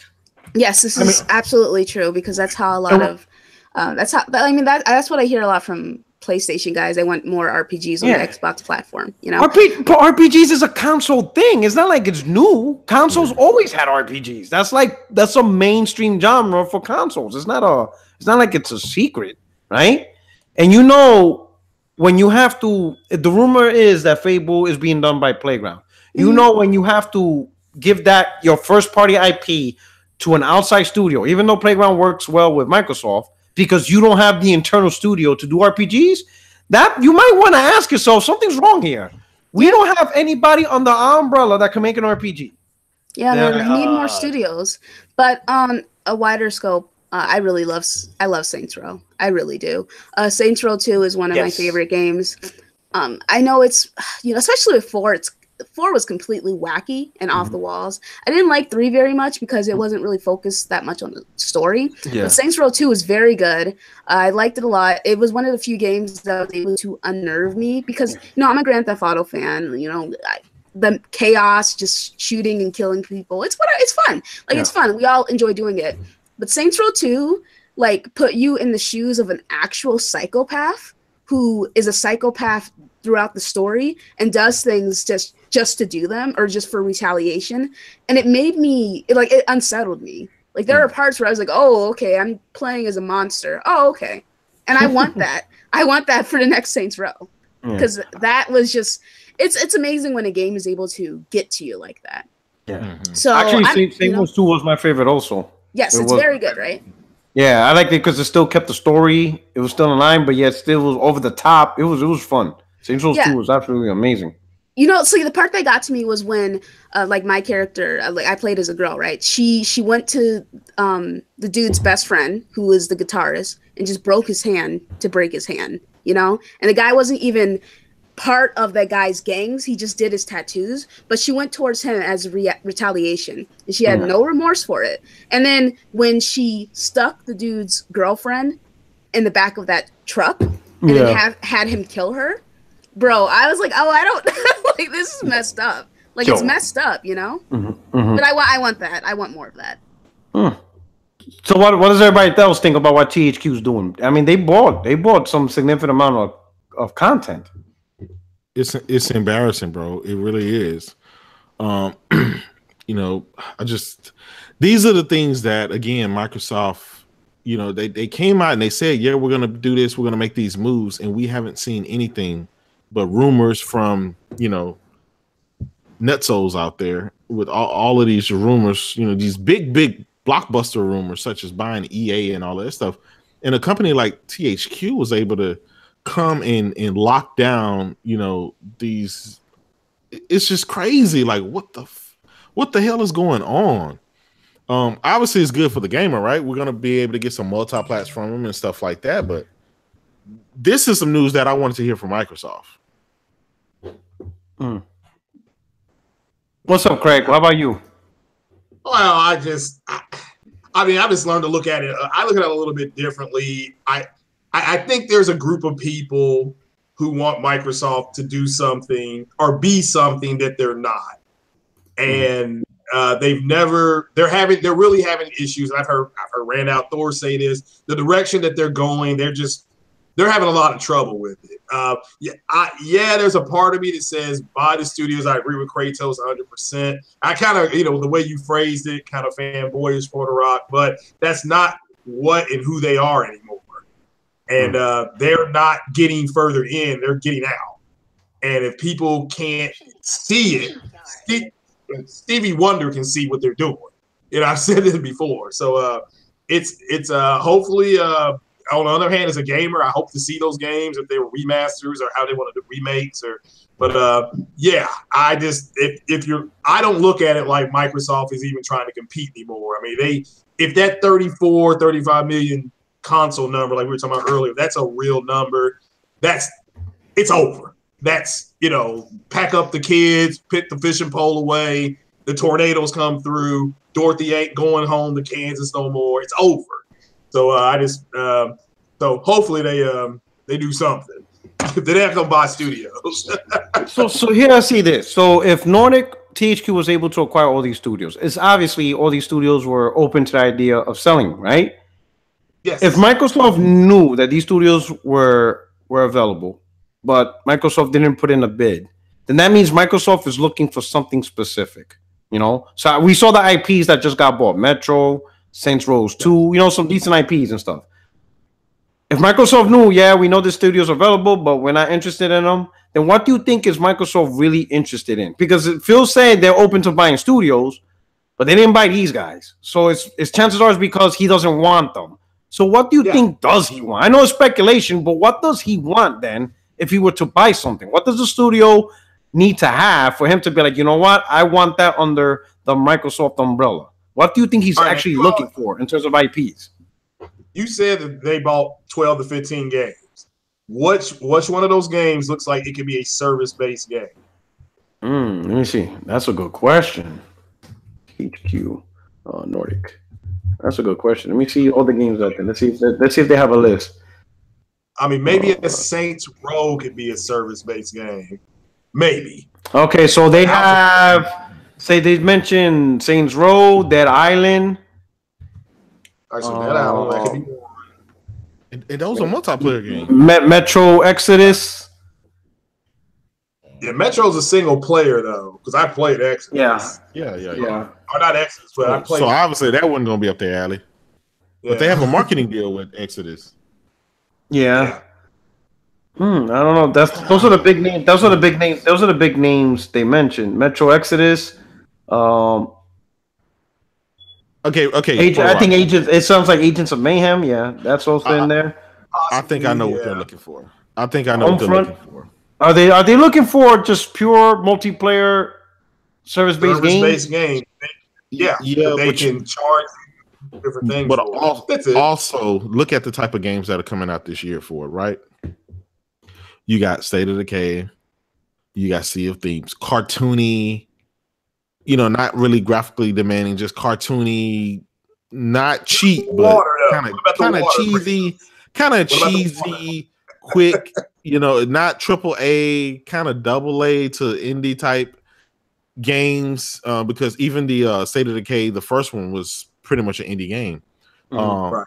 So that's what they're looking for, something cheap that they can get their hands on to kind of crank out really quick. Maybe they don't have time to wait for the big stuff. And I don't think I blame them because they need to get something out like right now. But geez, that is disheartening if that is true and that's what they're doing.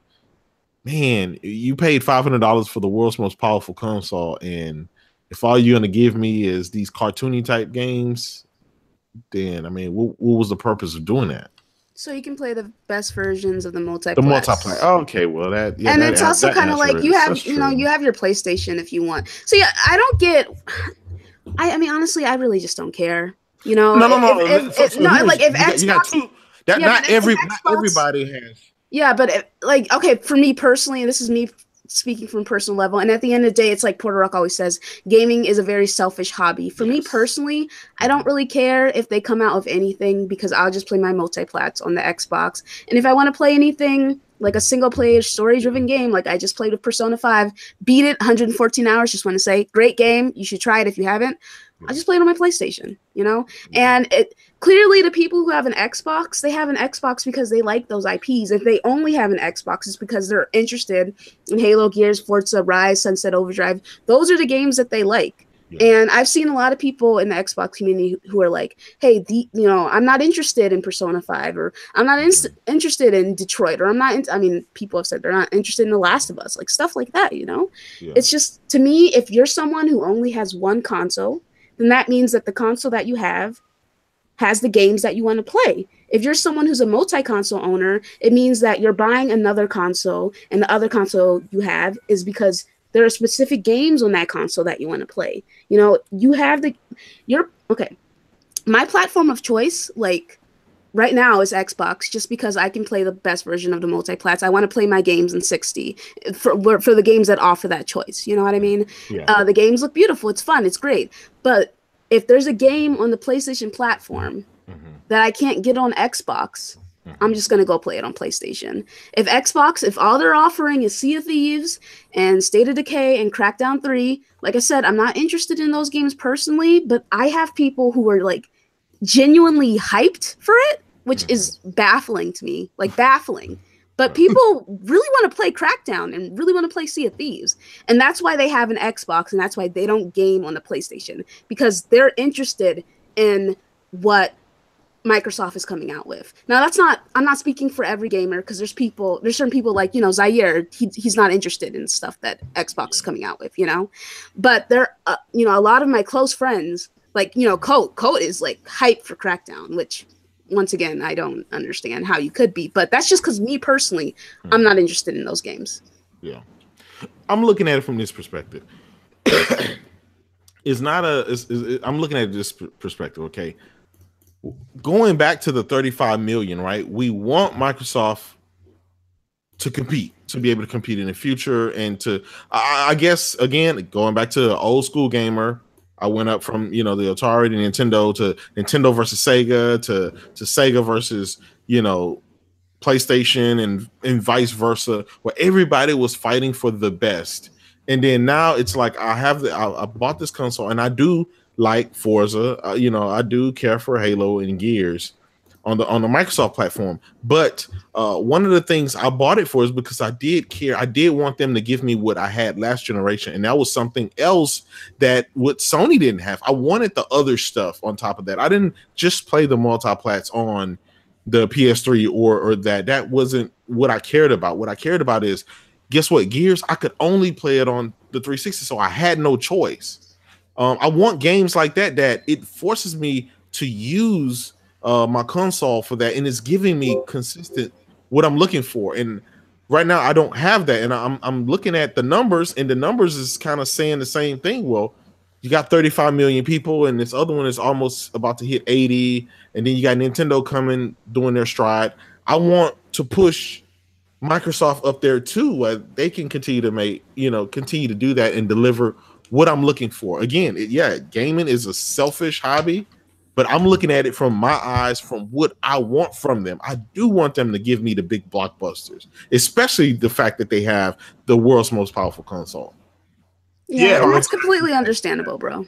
Yeah, I'm just looking at it. And I know when I with that X with Kratos, I know when I got Assassin's Creed on the X, I remember I direct messaged you. I'm like, is there something else I'm supposed to hit? Because I don't see the difference in this in the Pro version. I mean, not to the point where it was going to, like, wow, you know. So I just I agree with what you said, Luke. I mean, there's just, you know, people need to play what they want on what they want. I just it's unfortunate some people have taken it to the umpteenth degree where they're complaining about it. Yeah, and I think it's like, you know, Kratos, I'm assuming you have a Pro as well. You guys are probably speaking from a different perspective than me, but I only have a vanilla PlayStation, right? Yeah. And you know, I was gaming on a 720p television up until like November of last year. So like when I updated, it was a big upgrade for me, you know? Yeah. Oh, I totally get it. Like Kratos, the Gears game, when I went back and did that patch from just a few weeks before I got that X, I'm like, yeah, you can clearly see they put in some work on it. So and they did the same thing with Halo. I think their first party IPs, and people are shocked that a lot of their first party IPs are able to do these things. I'm like, no, they're first party IPs. These are the IPs that should squeeze the juice out of the orange. Okay, these third party IPs, however, I 4K Madden on the PlayStation looks like the 4K Madden on the Xbox. 4K FIFA on the Xbox looks like the 4K FIFA on the PlayStation. It's just a reality. And there's the Witcher game. Digital Foundry said they were shocked that the PlayStation version was holding up to the Xbox.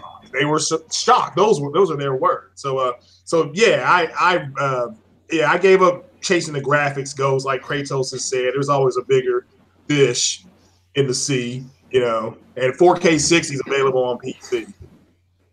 So yeah, but I mean, I enjoy console gaming again because the whole,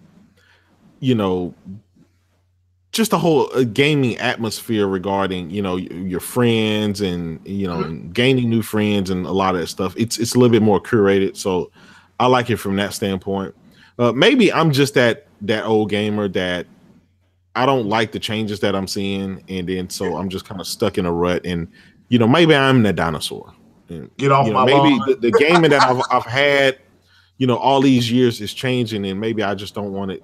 I don't like the change that I'm seeing, and so that way I'm kind of getting frustrated. But hey, look, I bought so many Xbox systems trying to push them over the NPD limit. So I did my job. So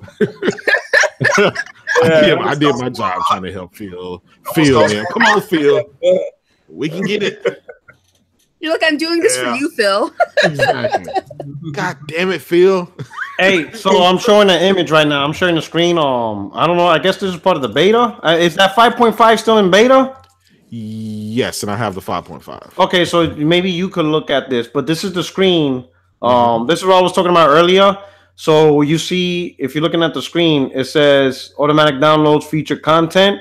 But apparently, if you have that box checked, any featured content will automatically be downloaded onto your hard drive. Oh. So any game that Sony deems as featured content, that's what's going to get downloaded onto your hard drive. Well, at least they're giving you an option. Yeah. And that's what I talked about earlier. As long as that option there, then I can keep it unchecked. Yeah, I'm gonna keep that shit unchecked. Now, here's the thing: if I come home and that thing is checked, after you uncheck that'd be very spooky. All right, sorry to do this, but I gotta head out, bro. Hey, no problem. Thank you so much for stopping by. Yeah, you're welcome, and you're welcome for that money as well. Okay, so he says it's not beta. It's not beta. It's available. So where's it at? Or because I have it. I'm looking for it. I gotta know. Can somebody where the hell is this thing at? They probably put it in a place where it doesn't make sense, like parental controls or some shit. Yeah. Somewhere where you won't even look at. Yeah. So you'll never find it to uncheck it. Yeah. No, it's there. Where? He's saying that it's not beta, and I don't know what he means by it's not beta or it's still in beta. Is basically. Oh, I found it. So no, it's there. It's on my system right now. So you have to go to settings. So you're in the 5.5, right? I guess I'm in the 5.5. I don't know. I have to show automatically download. I mean, I don't do beta. I don't beta test for future software. I stay away from that. But I guess it's out now if I have it. But yeah, so I found it. So it's in settings, account management. Oh no, wait a minute, I lost it. Okay, so here's what they God damn it. Where is it? The games won't download to you, but a link it's a link, but it's not actually downloading the actual game. It's just a link. Basically your recommendation. So whoever had that story, whoever wrote that story or whatever, I'm thinking the information kind of got crossed up and the guy thought that the games were installed on his system, but it actually wasn't. It was just a dummy link. So when you click on it, it'll take you to the store where you can buy it and download it. Yeah, I unchecked it right now. That shit's unchecked. Yeah. Well, if that's the case, then okay. Get the code. I didn't get the code. I'm supposed to be a big. No, you had to sign up for a while back, and then they had to. It's kind of like I don't know how they choose, but it's random. Yeah, I don't do operating system betas. Yeah, hell no, because if the operating system beta breaks your console, there's no warranty protection on that. Like you just asked out. I know that from Microsoft. From Fuck that. All right. Shout out to Lionel, aka Tony Stark's, Mr. Bruce Wayne himself. He said 34 million, and a lot of these consoles are recycled users. Maybe they need another red ring to fluff their numbers. You only catch lightning in a bottle once. Cough 360. Wow. I mean, he's not far from the point. So a lot of people did rebuy the 360. Some bought it at a minimum a total of 3 times. The original Xbox One, the Xbox One S, and then the One X. So that's 3 console sales just from one user. Let alone if they are the type to buy, at least 2, one for the living room, one for the bedroom, and then they constantly upgrade it. That's like up to 6 consoles one user have bought. Let me ask you guys this, okay? Last gen, it's reported that the Xbox 360 did 80 million, 85 million. Yeah, 85 million, right? Yeah. But there's always been these sayings and these reports that it's a possibility that Microsoft was counting all of the replacements. Well, yeah. So if you've replaced 15, 20 million consoles, you shouldn't get to count that. But if they're counting it, then it's inflating their install base. So if that's the case, then 35 million is not really bad for them. It's basically where they should be. This is why I say I don't think Microsoft interested in fighting. I don't know, maybe fighting is the wrong word, but I don't think they're interested in being in the business of selling consoles in a traditional sense like Nintendo and Sony does. They're not interested in that no more because it's not working for them. This is their 3rd generation and nothing's really changing in their eyes. So you're just not going to keep doing it over and over and hope that Sony and Nintendo fucking fucks up. That's not a strategy, you know? Yeah. So I think they're going to go more in terms of focusing on the software and services and try to put it on as many hardware devices. Because look at it this way. Let's say Microsoft is at 35 million, right? Yeah. That means Halo 6 is available for 35 million consoles, right? 35 million consoles. That's what the game is available for. But what if you add Nintendo's 14 million, right? You add Nintendo's 14 million to that. Now you're talking 49 million consoles that this one game has access to. And then you throw in Sony's 76 million on top of that, right? Yeah. You're talking 125 million platforms for Halo 6. That's what Microsoft's ultimately looking at. Yeah. You understand? That's what they're ultimately looking at. Like, why are we just doing this just to maintain 35, 40, 50 million consoles? It's not really that important, you know? Yeah. And even if a person goes, well, if you put all your games on PlayStation, I'm going to buy PlayStation then. Cool. It's not like we're selling a lot of consoles anyway. But guess what? You're still buying our games, though. Yeah, and that's why they make the money from. And I think that's why Phil is so big on crossplay with Sony platforms and Nintendo platforms. Because I don't think he wants a fragmented Halo 6 audience or Halo 7 audience. Whatever games breaks the mold, I don't think he wants that fragmented audience. He wants all the audience to crossplay so then he could provide that games as a service to the entire network. You understand what I'm saying? So now everybody's chipping in, you know, paying for, you know, loot boxes or microtransactions all under one umbrella. Yeah. And I think, and, you know, and let's be honest. Gaming companies are making more money off of microtransactions than actual games themselves now. Yeah, you're right. EA has shown it. $6 billion. Activision has shown it. They're making more monies off of microtransactions than the actual game themselves. Yeah. So microtransactions is the moneymaker. And I guarantee Microsoft wants that money. And I still think it'll be an app, but I think it will be available because Microsoft's, they struck another deal with Samsung. They did it with the 360, and they just did it with the One X. So yeah, I think saw the commercial. I think they strike a deal with Samsung to put some kind of user app interface on the Samsung television.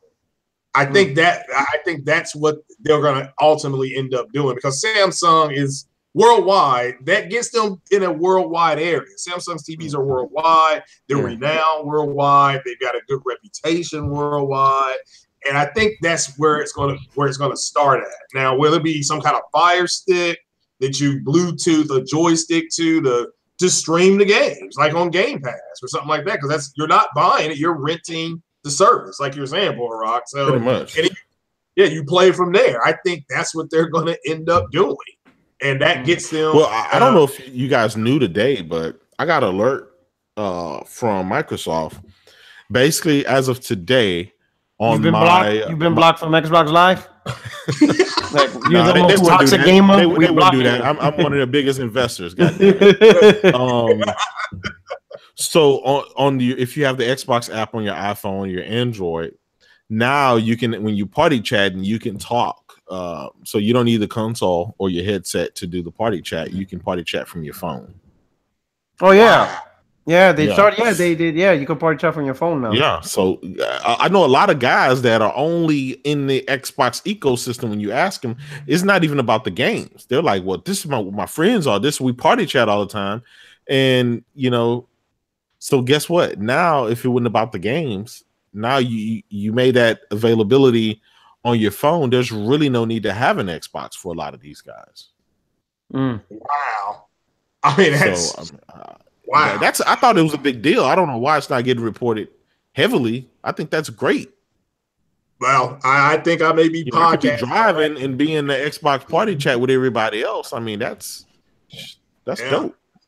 You can do an Xbox party chat's still not free. I wish PlayStation would do that. Yeah. But party chat's still not free on Xbox. Yeah, that's true. Now, that's some shit. Ask y'all, there's a rumor that they're going to start charging for mixing. Is that true? Yeah, that's their premium. That's their premium. I think they charge now for the premium thing, or they're gonna. Yeah. Wow. Remember, everything they have is a service, right? You got Mixer that they're gonna charge. You got Xbox Live that they're charging. You got Game Pass that they're charging. EA Access that they're charging, and this whole new streaming thing that they have coming is charging. So they're dinging you probably about $120 a month. And that looks a hell of a lot better with guaranteed $120 a month from each user versus $60 here, every couple of months when they release a game. Damn. So I don't know, man.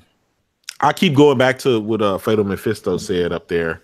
He said if you take that 80 million and you deduct all of those Xbox 360 Red Ring of Death system, which was probably around 20 million. If you deduct that from it, that's probably where they are right now, which is they're right in line with what they've always been doing. Yeah, but that's crazy because they've been obviously they weren't lying, right? Because they have given away all those particular systems, but it's crazy to think that. So that means Sony was able to not only come back after 3 years and come back, but then they decimated them last generation. Dan, I don't know. I've been said that every generation Microsoft comes in with two hands tied their backs to a boxing ring. Yeah. It's always going to be an uphill battle for them when it comes to trying to really truly be competitive for gaming. And it's not like they haven't tried. They've done a lot of innovative stuff.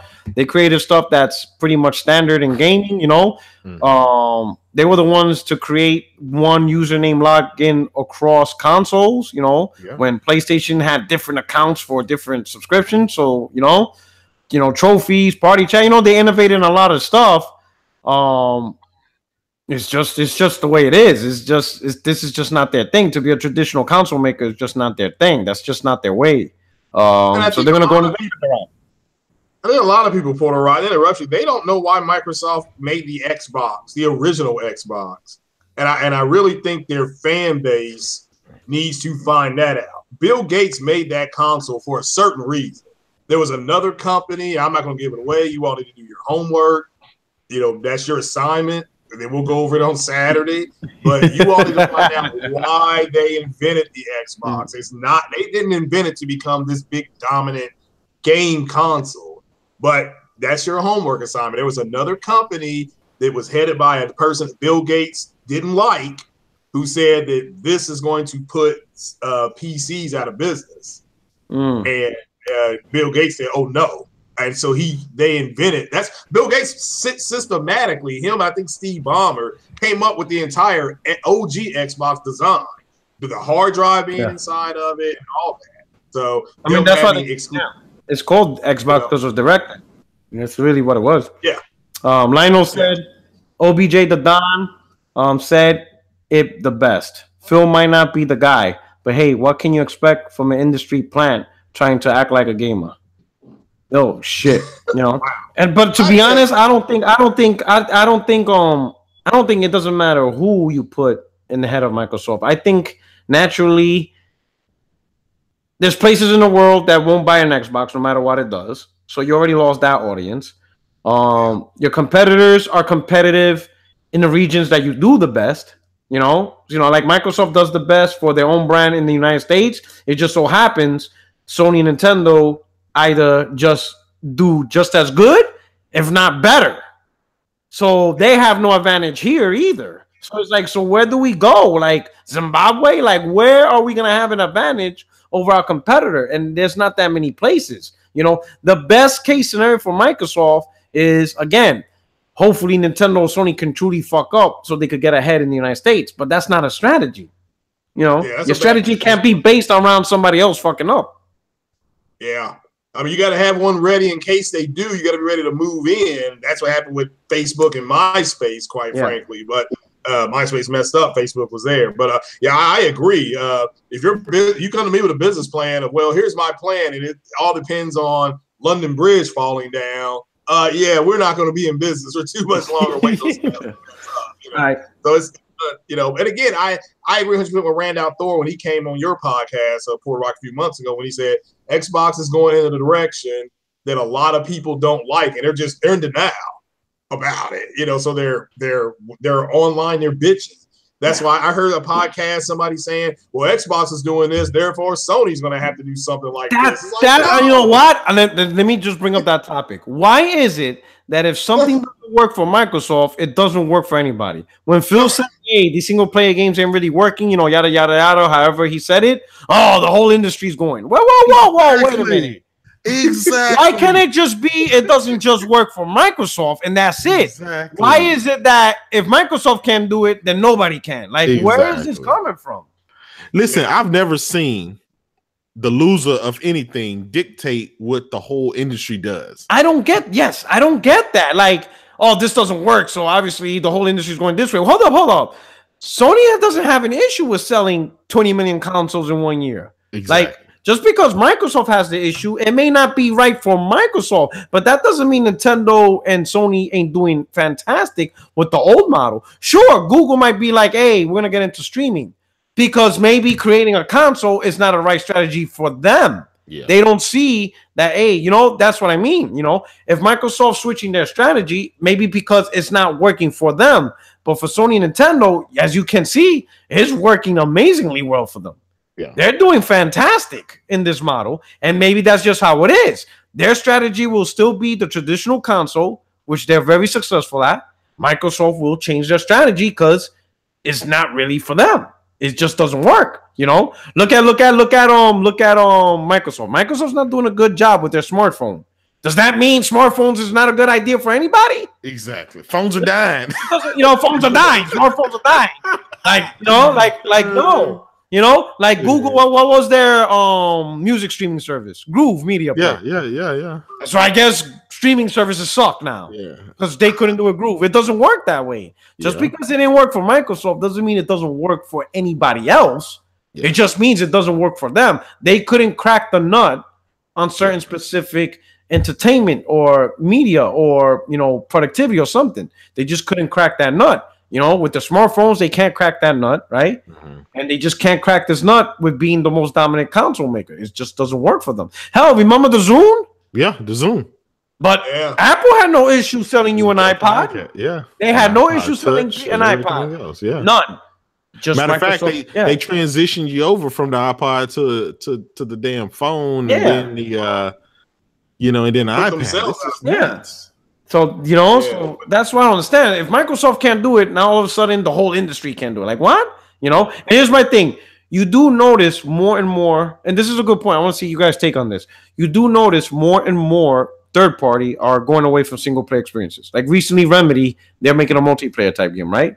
Yeah. Now, a lot of people are saying single players are dying, yada, yada, yada, the industry forward. But I look at it as you're actually helping Sony.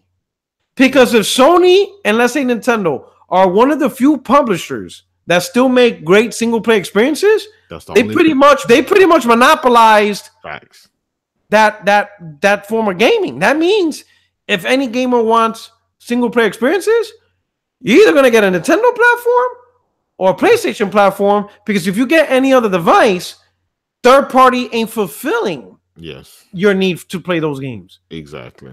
So wouldn't that actually make Sony a higher, more, how would you say it? Maybe important is the wrong word, but a higher commodity, more desirable commodity, because they're doing something nobody else is really doing anymore. They're the only ones pushing out great single player content while everybody else went away from it. And here's the thing. If everybody's doing multiplayer, then how desirable is multiplayer gaming if every single game out there is a multiplayer game? Like, how important is multiplayer gaming at that point if everyone's doing it? Exactly. You get the multiplayer game on a PC and ain't got to pay for the internet or pay for the extra server. I never understood that. Like when J-Dub, when he streamed that PUBG, I'm like, oh, that's what it's supposed to look like. Yeah. Not stream it on PC. This is how it should play. Yeah, versus this thing at 30 frames per second, and I'm like, nah. I mean, that's fine. 30 frames, it's a console, but that's trash. Listen, if PUBG on the X runs at 30 frames, it would be a great game, but it doesn't. That's the problem. It lags between 14 to 20 something frames, and it's all over the place. But eventually they're gonna patch it, hopefully. But back to what you said, Porter Rock. Oh man, that was. I agree with that 1,000%. I've been telling guys that for quite a long time. Here's the thing about it, right? It's just like PUBG. All these PUBG shooters and all of these, these battle royale mode games. This stuff is trendy, right? And so I don't think companies should change their whole business model of how they deliver games and the type of game they create over something that's trending. They tried that early this generation when they said, "Oh yeah, the whole industry is going mobile. Everything is going to your cell phone and everything. So we're going to change our business model and free to play. Remember free to play? That was the new model that everybody and that shit burnt out quick. You cannot march your company towards anything that trends. No, and that's happening. This happens. It's nuts. So I think the people who try to chase those trends are always going to end up with an L at the end of the day. Yeah. Bet on red, bet on blue, and you'll be good. Yeah. You got Hey, so last point. No, go ahead, Craig. Say you're not. I was just saying, I agree with Kratos. You can't. If you're going to chase trends, you're going to always be behind. So you gotta be. Yeah, in gaming, you have to have a bedrock. Yeah, because a lot of people who buy your consoles, they don't all of a sudden. A lot of them don't all of a sudden stop gaming. They're gonna buy the next console. So you gotta have an anchor that will always make those people come back. Sure, dive into new experiences, but don't get rid of what got you to be a successful platform in the first place. You understand what I'm saying? And I think Sony does a good job saying, "Hey, we do great single player experiences. We're gonna stay with this. Sure, we may, throw in marketing over a nice third-party multiplayer game or something. Or we may get a new studio to make this new experience. Sure, we're always gonna try to innovate and grab what we can, but we're gonna stay consistent with this brand that we do and what we do best. We're not gonna change from that. Yeah, real fast. PSX, people rip that, but I'm like, look, you had Sony's executives come out there and double down on single player experiences, and they're the market leader. So they're setting the trend. Well, PSX was trash though. Well, all right, fine, that's fine. But one of the it might be fun for Kratos because he's over there, so I envy him. Him and all day popping bottles, they up in the strip club.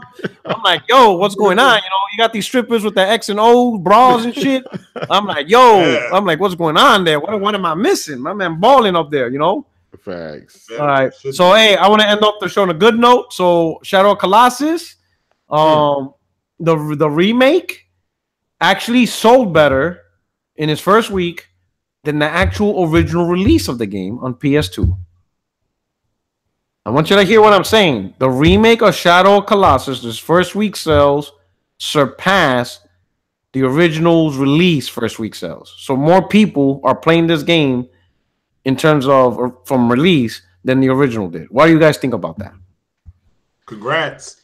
Oh, man. I mean, all I can say is I thought single player story-driven games don't sell. I mean, this proves that people want this. This is like a brand new generation. That's nuts. Yeah. Hit the like, people. We got 150 watching, 73 likes. Please hit the like button. Go ahead. Definitely. And it's nuts. I mean, I would have thought it did well, but I mean, come on, the original, that's nuts. Mm-hmm. So because of that, guess what? We're gonna get more remasters, and they're gonna be selecting some more hits. But it has to be the right game, though. Yes, you can't just remaster anything. You notice they choose remaster the right game. Yes. Don't remaster bullshit. All right, don't remaster Gran Turismo. Yeah. You don't need that bullshit. He said yes. You heard him. You heard Kratos. He said yes. He got me, y'all. He got me. I got the tapes. I got the tapes. I'm gonna bookmark this. What timestamp is this? What's the timestamp? I'm gonna bookmark this. I got you forever. I definitely gotta hack you now. Ooh, I got the tapes. Now I'm gonna bring it up like 2 years from now. Yo, even Kratos agreed with me that we shouldn't be remastering. He gonna be like, I never said that. I got the tapes, dog. Listen to this. Oh man, that was good. No, I would love. Somebody mentioned in the chat a remaster Onimusha. Yeah, from the ground up, remaster it. Make it smoother, fluid. Oh, that would be phenomenal. Yo. Oh, my God. Yo. Oh, now he wants to show me about to be out.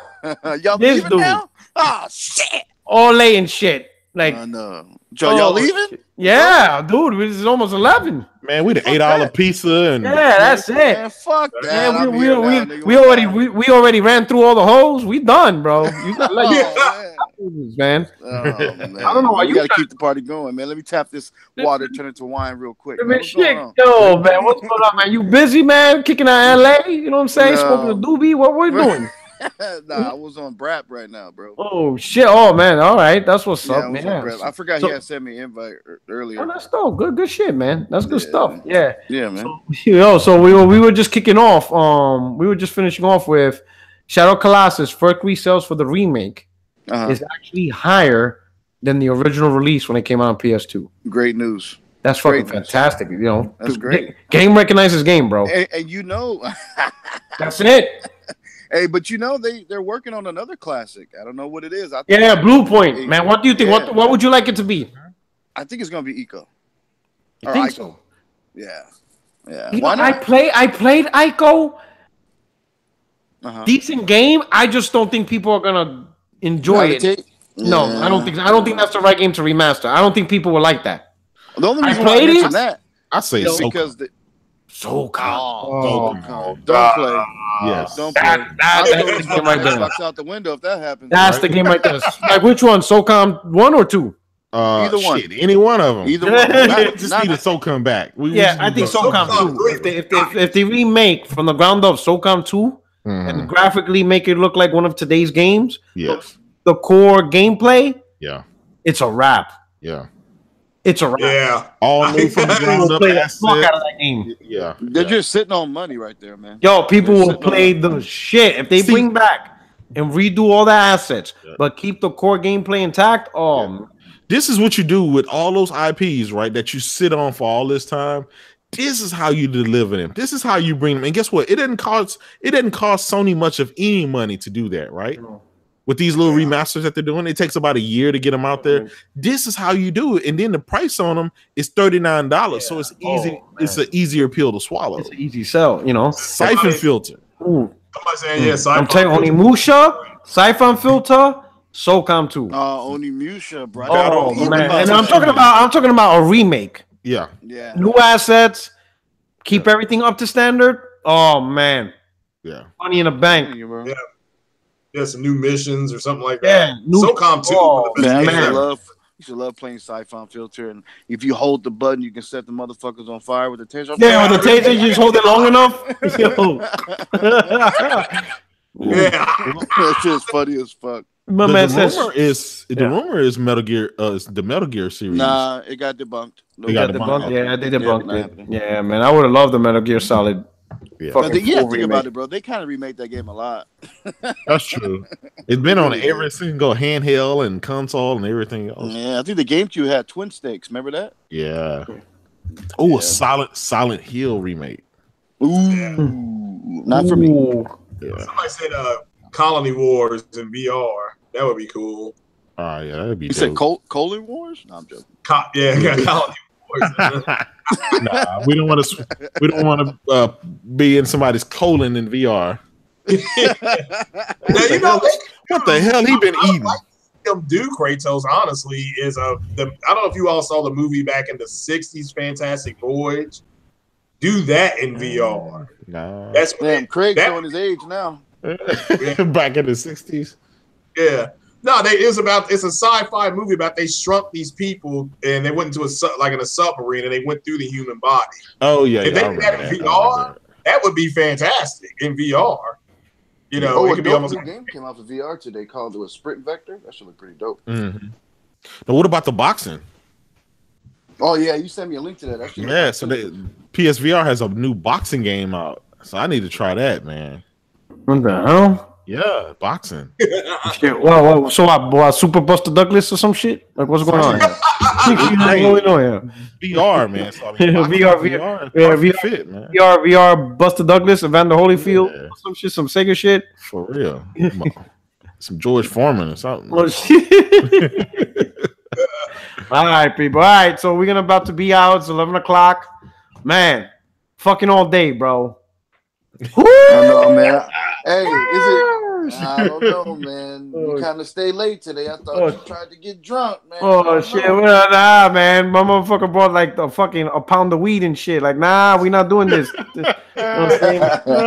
My man, like, Puerto Rock, you ain't got nothing to do. We gonna get high. Wait, matter of fact, Puerto Rock, you really don't have nothing to do. You ain't gonna work tomorrow? No, but I gotta wake up early tomorrow for these movies. Because these motherfuckers, they ring the doorbell like once, and if you don't answer the door, they leave, so they could like get double pay for like the. I'm gonna be standing in the front yard. In the front yard, I'm gonna see them drive by. I'm like, oh yeah, you know this is the house. Get your ass over here. Be like, they be doing that shit. They're like, oh, Mr. Ortega, we rang the door, but nobody answered. So we're gonna come back tomorrow. Oh, by the way, that's an extra.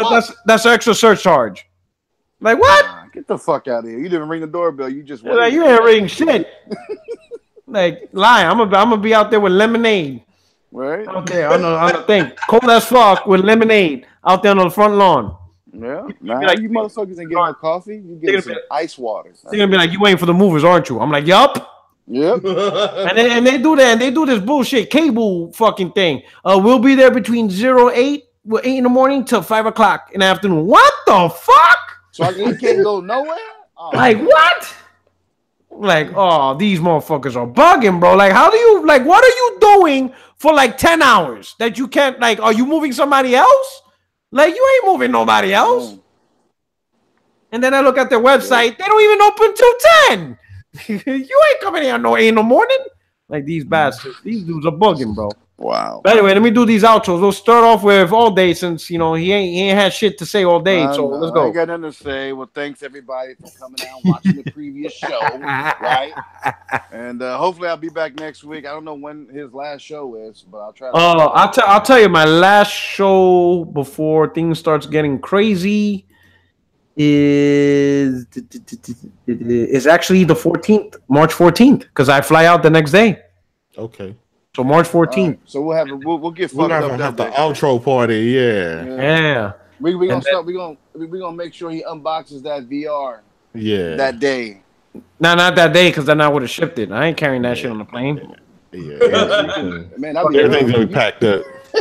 Fucking that big ass box. I'll wear it on my head going through the airport. Right. Yeah, March 14th. Just tell him it's a government issue. And shit, this is military issued head VR unit. Oh shit! Yeah, change your drawers. Oh shit! But yeah, man, girl, you ain't wearing no bra. What you doing? I don't know. I heard some stuff that was going on with Luca in here. I missed all that shit. Oh man, yeah, it was a good time. It was crazy. I was like, what the hell? I guess her crazy haters from the RDX podcast followed her. Yeah, man. I never seen these dudes. He travels, I guess, bro. I don't know. Yeah. Oh shit! My man Lionel said, "Hey, we definitely doing a podcast on the 14th of March." My man said, Lionel said he might tip $100. Oh shit! Man, if you don't get it VR by then, bro, I'm gonna get it after. Man, relax. I'm like King Thrash. You know what? He gonna be on that plane, and by the time he get to his house, I'm gonna have one sitting. I'm gonna try to do one of those. I mean, I'm gonna try what is it? I'm gonna try do one of those streams because you guys feel I'm not gonna be able to beat Resident Evil. Yeah, so I want to do one of those streams where you can see the game and then you can see me playing it. Yeah, we got it. We got to see that. I gotta learn how to do that. You know what I'm talking about? Where you see the game, but you also see the person. No, it's like that by default. Yeah. I don't know how to do that shit. Yeah, you'll figure it out. It ain't hard. Yeah, I gotta get the camera though. Yeah, but I'm gonna do that shit and then boom, that shit's gonna be. I got a motherfucker messaging me on PSN right now saying I'll deport you. What the fuck? Whoa. Wetback 77. Oh shit. Dropped the soap 8 times. Let me find out that's fucking hard 8. You fucking bum. Oh shit. Who the fuck is this dude sent me like 30 messages? What are we doing here? Like, what are we doing? So whoever that is, he's obsessed, bro. That's kind of spooky. Let's see. He wrote his name is Drop the Soap 8 times. He put sup wetback nigga. I'm hard 8 times. This ain't him. This is another dude. Filthy wetback. I'll deport you. Wetback 77. Oh my god. Yeah, block him, bro. I'll beat the brakes off you. Okay. What the fuck? Tell him you can fix my brakes if you want. I'll be like, yeah, you can fucking my brakes need fixing. This dude got issues. Like, oh shit. Man, they be following me everywhere. Anyway, my man Lionel says, get Alex to come for the last one, fam. Oh, definitely. Yeah, what happened to Alex, man? He's been DOA. Like, what's going on? He's been into that scooter life, bro. He's been buying a whole bunch of scooters and shit. He's been buying. Right, he's flipping scooters. Yeah. That's wild, man. Oh, my man flipping scooters in New York City. Well, what are we doing? Oh shit. Oh, that shit fucking what's going on? We gotta figure out what the hell Alex doing, man. My man right there on 125th, and they ain't flipping scooters and shit. I'm telling New York, bro, we know how to hustle. Oh, right. Shit. All right. Hey, another outro. My man, God of Cardboard. Mr. Toxicity himself. It's been great, fellas. It's your boy J-Dub, a.k.a. Kratos, the God of PlayStation. And it's always great, man, being on this podcast and chopping it up with you. And, everybody going to miss you when you head out over to Europe. But it's all good, man. We're just going to have to readjust the time and keep the podcast going. Just maybe later or maybe earlier. But either way, man, we're going to keep it going. All right. No doubt, man. Appreciate that. And, oh, man, he called you an N-word, this dude. Oh, this dude's wilding, bro. He's listening to us right now. Damn. Oh, wow. He called Craig the N-word? Damn. So somebody here listening to us. Oh, shit.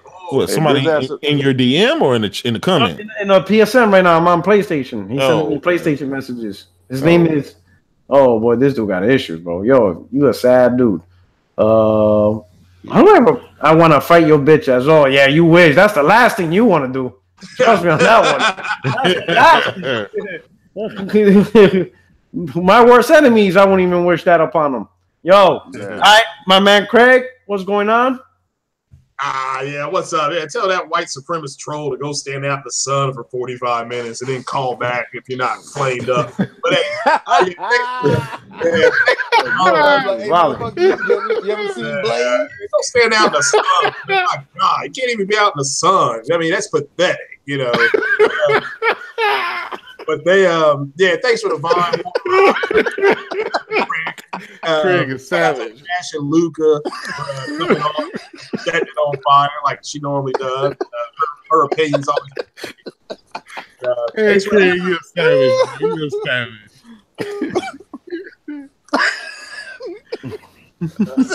Go stand out. I want you to go stand out in the sun for 45 minutes. See how tough you are.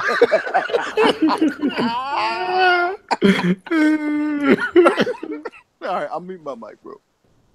Oh shit!